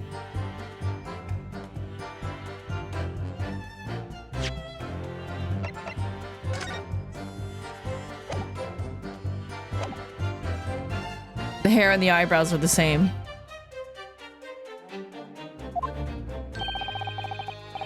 I'm all alone in the world, me. No kinfolk or nothing. Why would I be involved in something like that?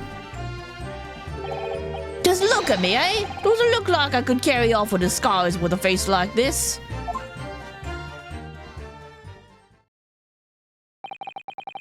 It would certainly appear that we have the wrong man. What have I been telling you all? There was no need for this pointless testimony. Ugh. That's right, I'm just a simple peddler, remember? There's no streets are all I know. How would I have come by a police inspector's identification book, huh? Well, yes, that's hard to explain, but... A brief cross-examination, I think, counsel. Very brief. Isn't there anyone in this courtroom who thinks I might be onto something? Me. I stand steadfastly at your side as always, Mr. Naruhodo. Thank you, Susato. He didn't say shit.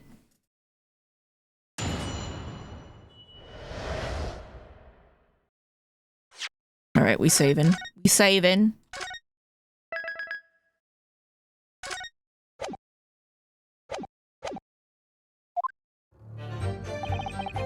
The man claimed who's not this man. So you say, but how can you be quite so certain?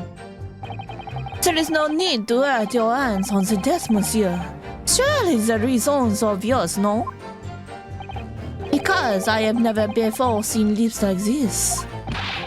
Nevertheless, there's a clear red mark around Mr. Gossip's neck. And it looks very much like that left behind on the neck of your colleague by your prized collar. Mon Dieu! With your waist, it is like you're trying to wring my neck. It does look very much like my neck, though, huh? Oh no, it was a birthmark, lad. Biggest lips in London and a neck to die for. Aye, they broke me the mold when they made me. For the first time in my life. I feel lucky to have been born with red hair. And I thought being Japanese made you stand out in London. So, you maintain that you've never seen this man before? Oui, c'est ça. I swear it by the flames of my hair. So fierce pride has outgrown the frustration with your hair now, has it? Think they'd forget those lips? I mean, clearly somebody punched him or something. Or fake. Well, yes, I don't imagine I'll forget those lips in a hurry either. That is what I'm saying. For some reason, it makes me want to eat. How did Fabian call it? An eclair. No, I've never seen the hair as black as yours before either. Likewise, I'd never seen a red hair like yours until I came to Britain. See, maybe it's a national trait, huh? Maybe all the people from this man's country have the grand lips. No, lad, I was born right here on Fresno Street and I've never left. That is the problem, see? So, you definitely didn't go to the park on Lime Street that day, Mr. Gossip? How many times do you want me to say it, huh? He never leaves. You've no interest in a red-headed league. So, you'd heard of the Red-Headed League, had you? Don't get a name like Gossip for nothing, eh? My business to know what's going off in town. How do you find that out if you don't leave the street? Sold that tasty tidbit to a fair few redheads that came past me. Just between us, I even got a sandwich to cough up for it. Well, he does have a very red nose, if that counts. Who knows? Well, as you can see, my own hair's not got a hint of red in it. And in any case, Fresno Street's my patch. You won't catch me siding off some other part of town. So, No, sir, not likely. You got something to say, Mr. DeRusso. Mr. DeRusso. Oui? Can I help you? Did Mr. Gossip's words just now lead you to remember something relevant, perhaps? It was the other day when I was looking for a place near the park. A small house or something. To be the headquarters of your red-headed league, yes? I visited an housing agent on Lime Street and there I saw him. This man was paying money to the agent. What? Mr. Gossip with a housing agent? Oui, he has some kind of contract in his arm and they were clearly discussing terms. No, you're mistaken, chum. I've never left Fresno Street, me, like I said before. Mistaken me for someone else. Someone with the same face. No, the couple is right. I remember it too. He was paying the man with the banknotes. With notes? Like I said, that wasn't me. I was curious why this man with the dirty clothes had so much money. So I looked at the name on the papers. Hugh Boone. Come on. And what name was written, Mr. Gossip? No, this man, he lies. He tells you that he has no name. But in fact, his name is Hugh Boone, huh? He's better than Mr. Gossip, I think, see? Bingo. No! I'm a peddler of tidbits of information, like I said, on Fresno Street, and that's that.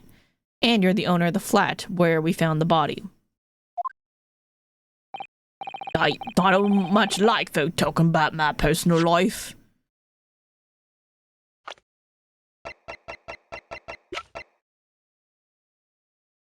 He looks so sad there, but here he's not. Indeed. And it is not the intention of the court to invade the privacy of witnesses. Very well, I shall respect your wishes, sir. The aforementioned name shall be redacted from all court records of this trial, assuming no objections. No, I object! I object greatly! I'm sorry, my lord, but the defense does object.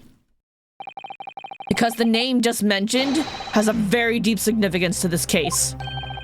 But gracious, do you similarly object, Prosecutor Asogi? Damn well better if you know what's good for you. As it happens, my lord, that particular name has already been mentioned during today's proceedings. Well, I never! In what capacity? Hugh Boone, the name of the leaseholder of the room. Let me put this very simply. The victim's body was discovered in your rented room. I suggest, sir, that you start talking. Well, all right. Suppose that might be the case,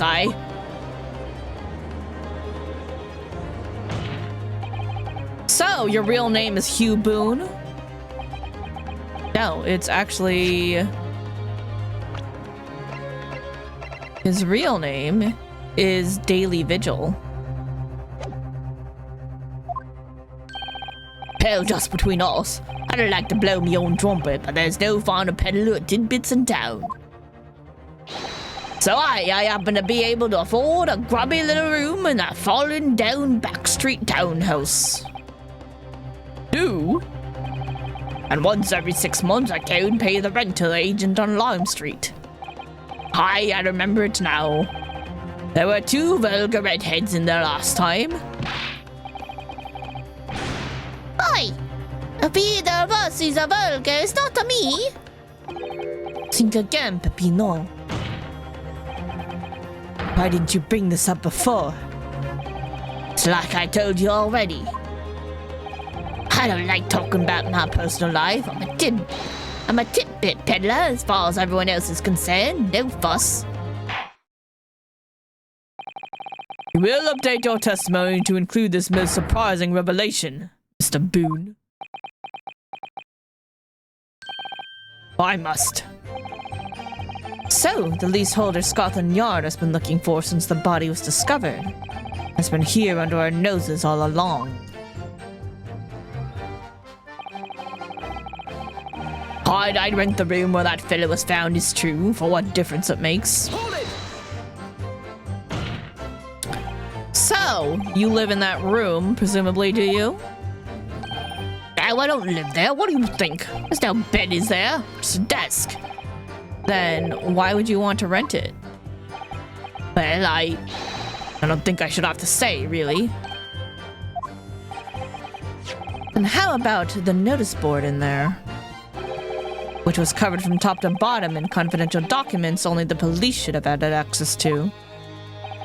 No, that board's not mine. The inspector must have brought it along. It's only the other bits and bobs that belong to me. The desk and the chair and that. People don't generally carry enormous notice boards around with them. The real question is, why was Inspector Gregson killed there, in your room? Well, obviously I've not the faintest idea. I mean, it's causing me no end of bother, to be honest. Seems to me that Mr. Mr. Boone, would rather as little is known about his room as possible for some reason. Yeah, it does come across that way, and more importantly, knowing that the scene of the crime is actually his room completely changes things. In particular, there's one part of his testimony that's really bothering me now. That's how I'm finally gonna undo this man. He's all alone in the world. He's no kinfolk or nothing. But he had that photo of his wife. Hold it! I mean, you have no family. No, none at all. So I spend my days on Fresno Street peddling tidbits to passerby. Hoping just between us that eventually someone with lips like mine will come along. I don't think so. Maybe right. Anyway, that mark on your neck is just too much of a coincidence for us to ignore. What's a fella to do then, eh? Don't believe me, what an impasse. And there's nothing I can do but flick me lip. It looks like I'm not gonna get anywhere here unless I can produce some proof. Basically saying I got dressed up and posed as some fancy inspector, aren't you? Well, it's beyond me how you think I could do that. Does he look like he could carry off a disguise? I think that's a disguise that you're wearing right now. Maybe you could, say, with a mustache or a beard to cover up that lip.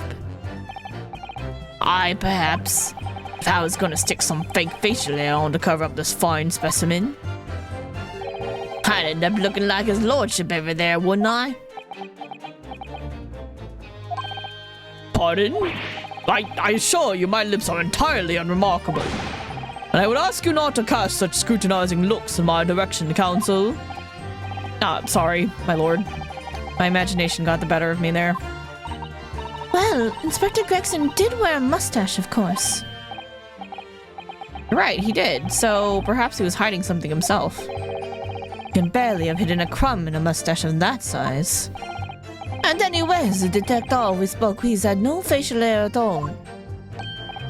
See, the Capote is alright. He was a clean shaven.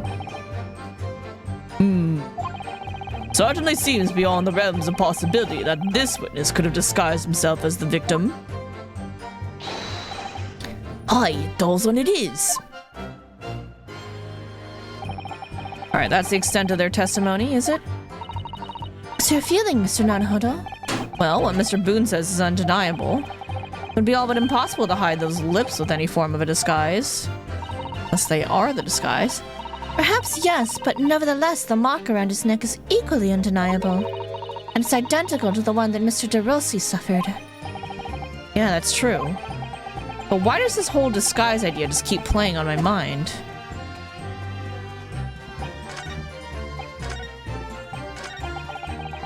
Alright, he ain't all alone in the world because he had a photo of his lady friend who we know is Mrs. Vigil.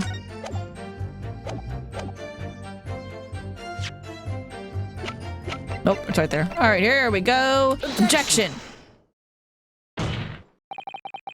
If you have no kinfolk, as you put it, then explain why it is that among the sparse furnishings we found this photograph in the room. Ah, I presume you've been renting the room, as you've been renting the room, that this photograph belongs to you, does it not? oh, well, Mr. Boone, drop the pretense and tell the court exactly who you really are. I don't know what you mean. I'm a peddler. I keep telling you so. Yeah, you do, but that's not right, is it? Hold up. You really don't need to bother with me. Please, just leave me alone. As the man says, leave it alone. Whatever the truth is about this man's life has no bearing on this case. Oh, it does, actually. Because it is simply not possible that he impersonated Inspector Gregson. How can you be so sure? Just look at the man. No amount of disguise could ever hide those unmissable features. Except those unmissable features are a disguise themselves. But what if we were to look at this the other way around? What do you mean? Yes, counsel, what do you mean? Well, there's no denying that Mr. Boone's lip is very prominent indeed. But consider the possibility that his prominent lip itself is part of an elaborate disguise. Then hiding that prominent feature, in other words, revealing his true face, would make an utterly impenetrable disguise. Wouldn't you agree, Mr. Hugh Boone? No. Ah!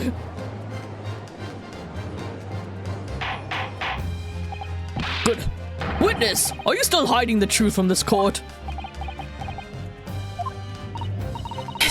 That's a disguise, then. Underneath it, his true identity must be. Yes, that's right. There's really only one person he could really be. My lord, the defense believes it can reveal Mr. Boone's true identity to the court. No. Please. No. Very well then, counsel. What is the true identity of this peddler who goes simply by the name Gossip on the street? Daily Vigil. Take that! Your real name is actually Mr. Vigil, isn't it? Mr. Daily Vigil. Ah! Don't recall that name, counsel. Who is this Mr. Vigil? It's a name I encountered yesterday, my lord. It has to do with a certain client of Mr. Herlock Sholmes. A young gentlewoman came to the detective asking him to locate her missing husband. The woman in this photograph, in fact, this is Mrs. Vigil. What? From what I understand, you haven't returned home since the night before the inspector was found dead. But of course, on that night, you were being held captive by the two red-headed leaked men.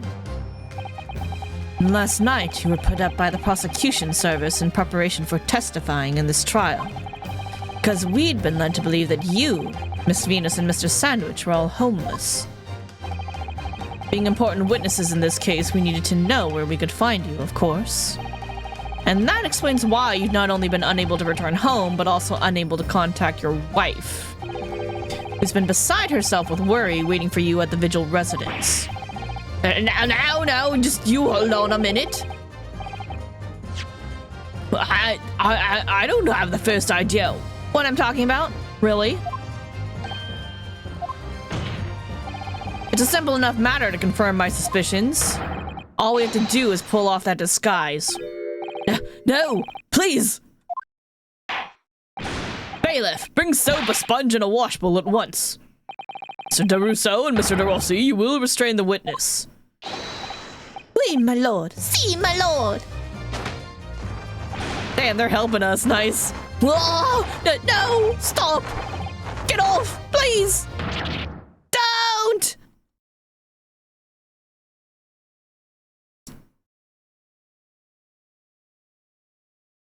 Got him. Oh, fake lips.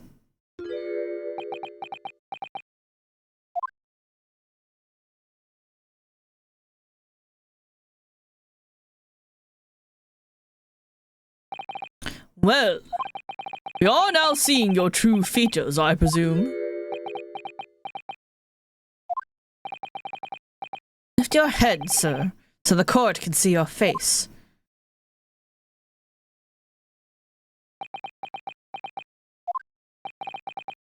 It would appear that the defense counsel's assertion was entirely correct. This has all been a very elaborate deception. So, witnesses, tell the court, have you seen this man before? I don't believe it, but... See! There is no question. This is the inspector we saw in the park. Extraordinary! On the day of the Red-Headed League enrollment, the man claiming to be Inspector Gregson who appeared before Mr. DeRusso and Mr. DeRossi in the park was you disguised as the inspector. Or rather, was you posing as the inspector in no disguise at all.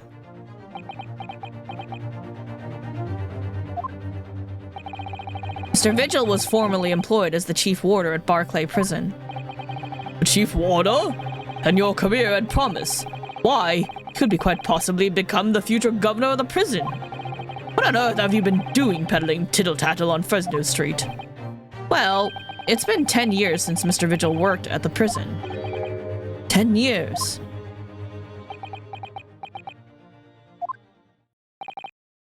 I'm dreadfully sorry about all this. Yes, it's true. I am Daily Vigil. And you were the chief warder at Barclay Prison 10 years ago. So, where did Mr. Hugh Boone come from? Boone is the other me. Is the name I invented. Well, evidently there's a great deal under the surface here. I'll explain everything. I'll tell you just how wretched my life has become.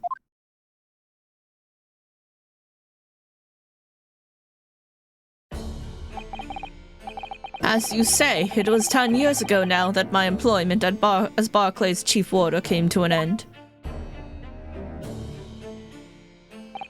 Having left the prison service, I searched for some new occupation by which to earn a wage. But times were hard in London, and I found no suitable engagements at all. In desperation one day, I turned my hand at selling wares on Fresno Street. But your wife appears to know nothing of this. She still maintains that you are the chief warder at Barclay Prison. I was utterly determined that my wife should not know of my failings, which is why I've never told her.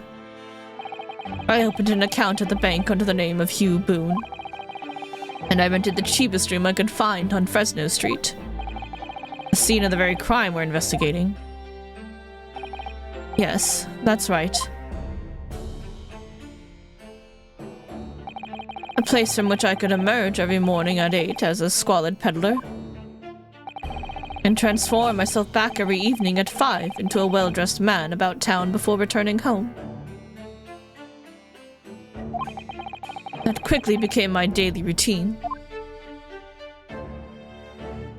I was puzzled by the lack of furniture in the room, but that explains it. But why on earth did you just tell us this in the first place? I have a wife, sir, and 2 sons. And without wishing to sound self-conceited, they regard me with some pride. I couldn't bring myself to disappoint them. So instead, you decided to conceal your occupation from them? Yes. I've made such a terrible mess of everything. Still, one thing doesn't add up. No matter how many tidbits of information you could sell to passing gentlemen, even at 6 pence apiece, you couldn't hope to match the salary you must have commanded as chief warder at the prison. Very true. I've kept your family in comfort despite 10 years of somewhat misbegotten employment. That was all thanks to Inspector Gregson. What?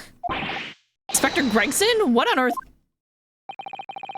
Some years after I'd invented Boone and begun my other life as a street seller, the inspector, that is, recognized me one day. You mean to say the victim was an acquaintance of yours? I knew him from my time working at the prison. When he saw what I'd become, he was deeply troubled for me and my family.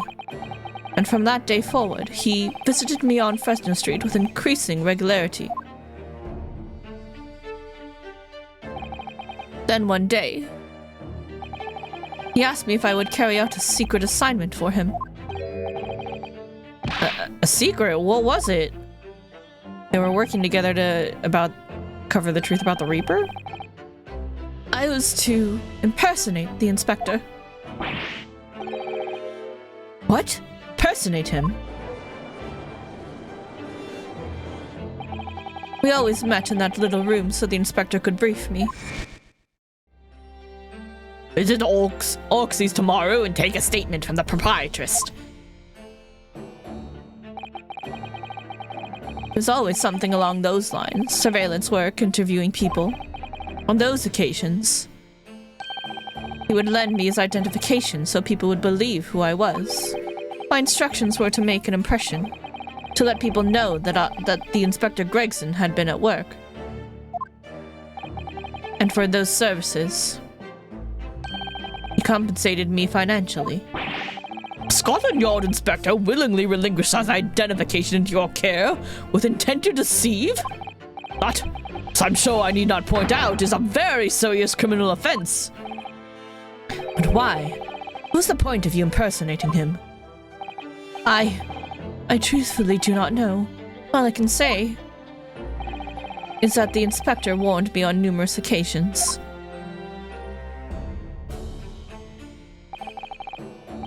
Now remember, Vigil, I need your solemn word. You don't blob about this to anyone, alright? Ever.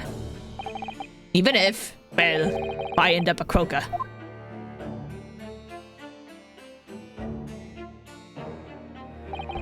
In time, he started to bring papers with him to the room as well. Became something of a second office for him.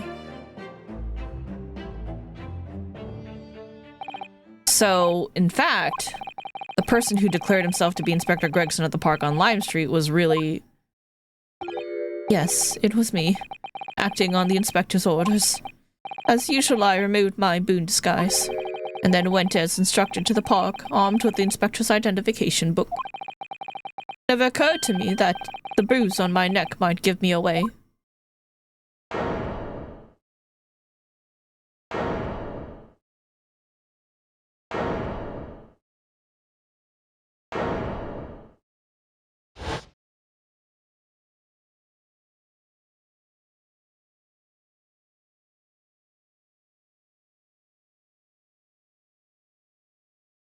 Okay, so that doesn't help us. Okay, so we know how he got the ID card.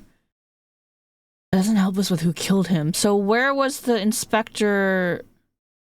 When did he last see the inspector? He would have been the last person to see Gregson alive. Well, it would seem this confession completely destroys the defense's case. What? Wait, what? No, you're taking that too far right now. Explain yourself, Prosecutor Asogi. You dick.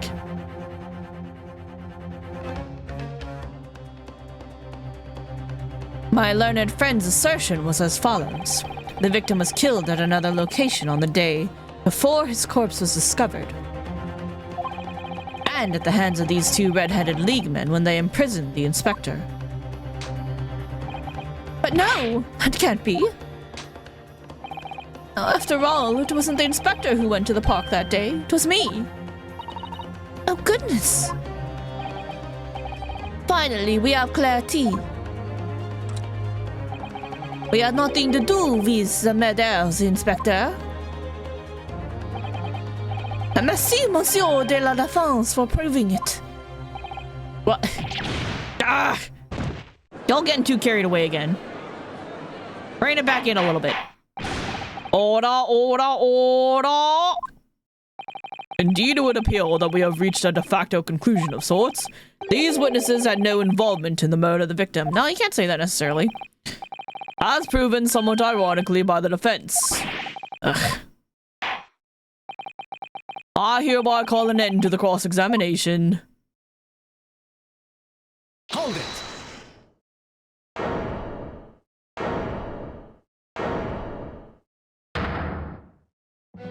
What are you up to? Pardon me, my lord, but with your permission, I would like to pose one further question to the witness. When was the last time you saw Gregson? Cosma? What question, counsel? It concerns the events of 10 years ago. I believe you would have been present at a very significant execution that was carried out at the time. Oh shit! He's going in for something else. 10 years ago? The execution of the professor, Genshin Asogi. Want to know exactly what your involvement was. Oh! Answer me, man. One moment, counsel. Is this related to the current case? Naturally. It is the prosecution's belief that this case and the events of 10 years ago are inextricably linked. Does the defense concur, counsel? Yep. Cosma. You're not yourself. You're not as calm and collected as usual. Poor Cosma-sama. No wonder he's acting this way. Mr. Vigil's memories of what happened 10 years ago would tell the tale of Genshin Nasogi's last moments. His own father. I know. I do understand that, but even so. Prosecutor Asogi. Do you genuinely believe that this question requires an answer in order to learn the truth behind Inspector Gregson's death? I need you to trust me, please.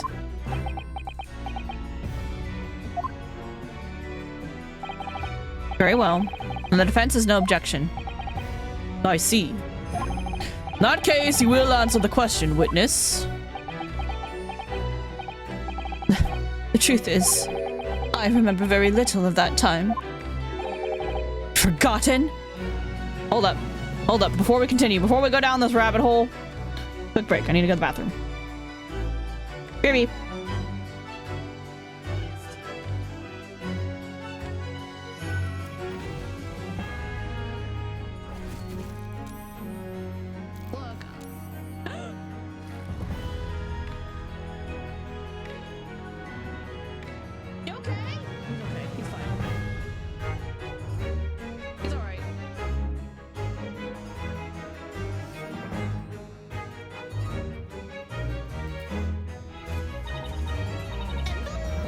There you have it, a stunning balloon hat. It's me, the balloon artist you'll know and love. Yay, the tornado! Just call me Gator, sweetie.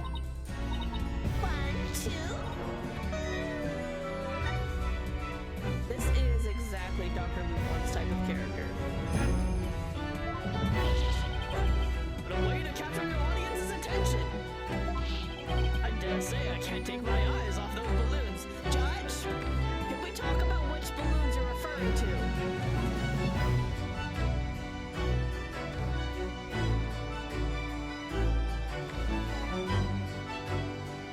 And Tombstone.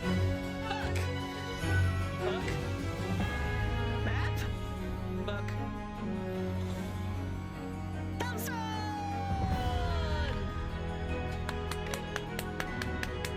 Good job, us. I'm so proud of our over here of light. Fucking tombstones.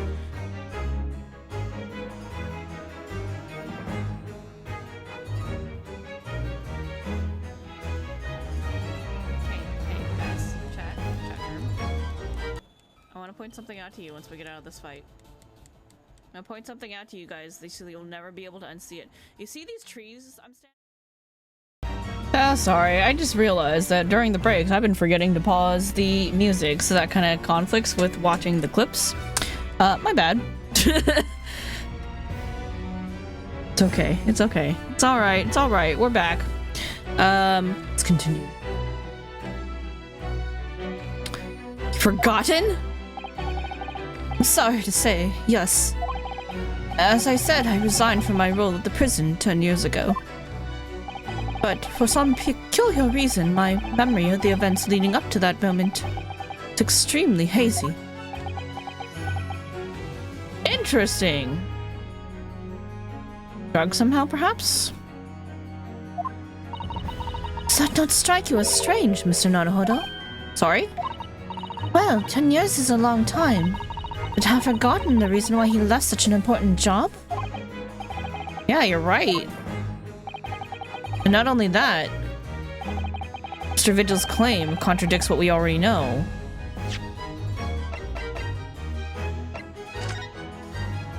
Harsh reprimand.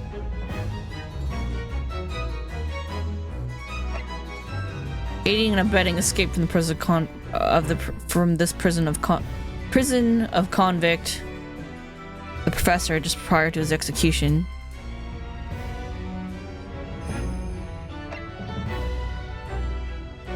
Conceived prior to the convict's incarceration, believed the convict engaged in some form of negotiation with prison staff. Yeah. The human spirit is a fragile thing. It's broken all too easily. Which is why we have a tendency to wrap it up for protection. Sorry, the human spirit. I'm afraid I don't understand what you mean. When we experience pain and suffering that we feel unable to bear, we block it out, obliterate it from our memories, seal it away. But it never truly leaves us. The seal is broken, the memories resurface. And when they do, that fragile spirit may finally be crushed. But I really don't. Kazuma-sama. But if it must be crushed, then so be it, because the truth will not stay buried. It's coming out one way or another.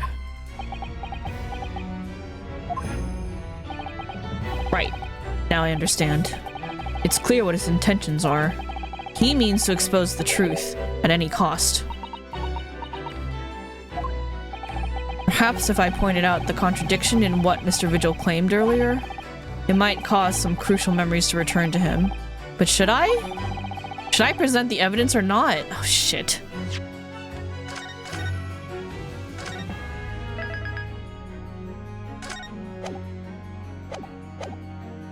Do it. The truth, no matter what, I guess. I have no idea how this is going to go. But this is a court of law, and I have a duty to pursue the truth. Mr. Vigil, I'd like you to look at this. Evidence that clearly contradicts your version of events. Take that! Just a few moments ago, you made the following statement. I resigned from my role at the prison 10 years ago. Well, yes. In other words, you claim to have left the post of the chief warder of your own volition. Well, yes, of course. Why? Tell me. Do you remember seeing this document before? No. No, I don't. This is a dismissal notice ordering the immediate termination of a prison staff member's employment. Dismissal notice? And the name on the notice is yours, Mr. Vigil. What?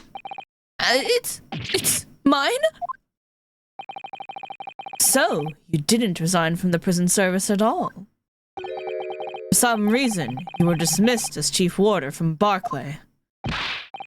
No, there's been some mistake. I'm sure I tendered my resignation. This dismissal notice is nonsense. Oh, isn't it?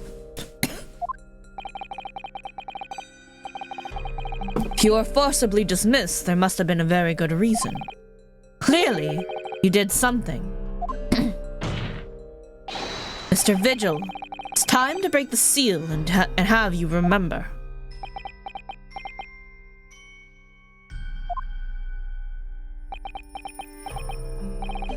According to the few remaining records, the final execution that you supervised was on the 17th of June, 10 years ago. And on that day, something very serious took place at Barclay Prison. 17th of June. Was that the professor's execution? Professor. As you were the chief warder at the time, it stands to reason that you would have been present throughout the proceedings. Oh my god, is he gonna like break down? It does sound familiar.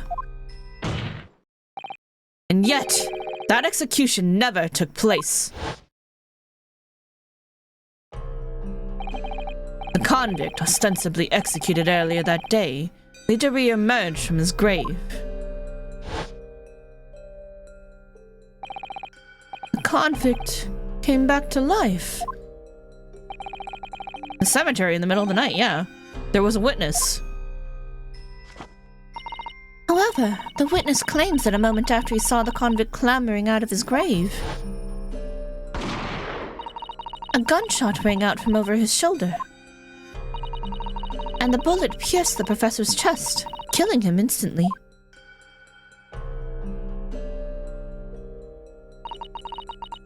Those may have been the professor's actual last moments. Yes. Seeing as you were in charge of overseeing executions at the time, you must know the truth about what really happened. It's in your head, somewhere deep down.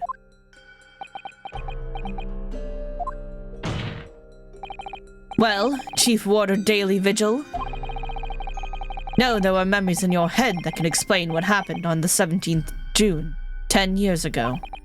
And now it's time for you to drag them up.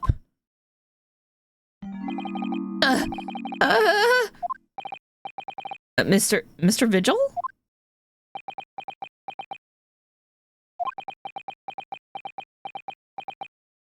Different kind of breakdown. Yes. Prison. It was complete chaos. Prisoner escaped. He was killed. Cemetery. Shocking news ripped through Barclay like a hurricane. What? What? He escaped? Order! Do you mean to say, Mr. Vigil, that your memories of the time have returned? Yeah, that can't be good. My head, it's like some floodgates have been opened. The images, the screams. Oh, my goodness. Papers. There were reports, articles about a man who'd seen a ghost. Yes, Enoch Drebber. But surely those reports were exaggerated. There were traces at the scene. Traces of what? In Lowgate Cemetery, at plot number 139. Blood.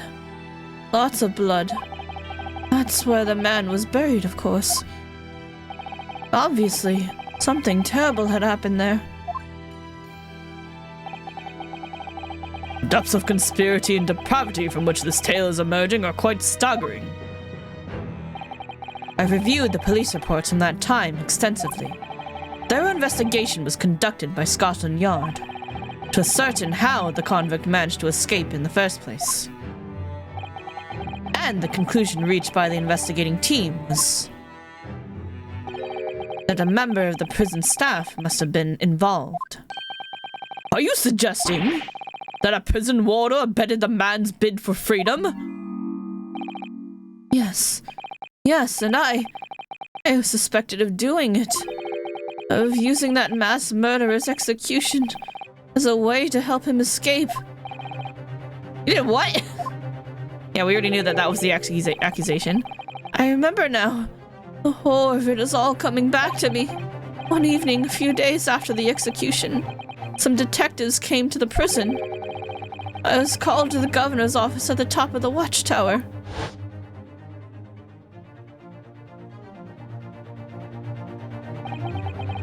I'm sorry, Daily, this is serious business, but can I help, you know?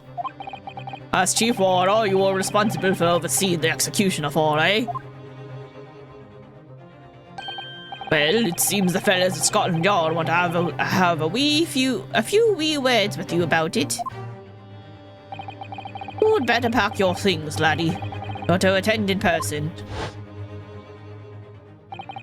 As soon as he told me that, my mind just went completely blank. And the next thing I knew,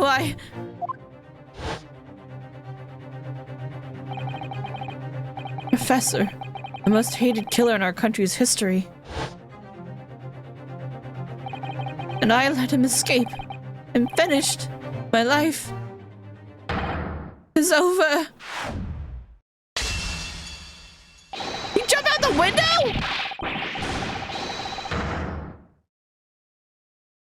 Ah! And he's down. Order! Bailiff, fetch a doctor at once! Court is adjourned for today with immediate effect. So, with Mr. Vigil's collapse, proceedings came to an abrupt end for the day. Once again overshadowed by the legacy of that notorious killer, appearing like a cursed ghost ship on a foggy ocean. I know, it's voice acted. That's cool. Lord Van Zeeks, Mr. Vigil, Kazuma, and Gregson. All of them bound by invisible chains anchored to the same wreckage in the murky depths of the past. But the miraculous light that had been trying to cut through the gloom and shine on those tragic events was playing on the edges of the truth at last.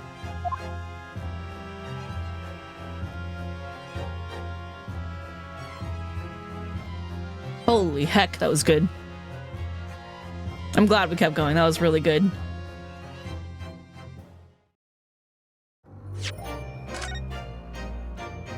Okay. But now for realsies. We're gonna have to stop. I'm getting tired from reading and voicing. And also, it's investigation time, so that's a good place to pause for the week. What a wild ride this is proving to be. Okay, so we have Vigil, who was the chief warder, let the professor go, was working with Gregson. They were in cahoots to investigate the Reaper. And I think it was probably because Gregson wanted to prove that the Reaper was not Van Zeeks, because they were buddies, they were friends. That clearly meant a lot to him. So I don't think... But then who actually did it? Who did he meet with? When was the last time Vigil saw him? That's going to be a really important question that we need to get answers to. Who did he meet up with the day before? Clearly not Van Zeeks. Which is interesting because the case is going to keep going, so I'm sure they're going to find something. Be like, ha, you met with Van Zeeks the previous day. Or Van Zeeks, you met up with Gregson the previous day. And it's just like, dude, what? Why? Yeah, there's gonna be more to this for sure. I'll have to figure it out. But that's going to be next week, us. So for now... Where is it? There we go. Thank you all for watching. I hope you guys enjoyed the stream. Thank you 21 Snicks, Darjeeling for stopping by. Much appreciated. All the other lurkers, chatters, future VoD watchers. It's always a fun time when we do Ace Attorney. We will resume next week. Same place. Roughly-ish the same time. It always depends on how errands are going for the day. Yeah, we'll do our investigation. Maybe more. Who knows? Probably not. Probably just the investigation. The investigations have been very long as of late, but we'll see. We'll get as much done as we can. For now, have a good night, everybody. Have a great rest of your weekend. Next stream is... we don't have raid tomorrow, but I'm still gonna do some stuff on 14, so we'll see when we can get that together. But yeah, see you guys next week, next Saturday for more Ace Attorney, and until then, have a great week, everybody. Bye bye.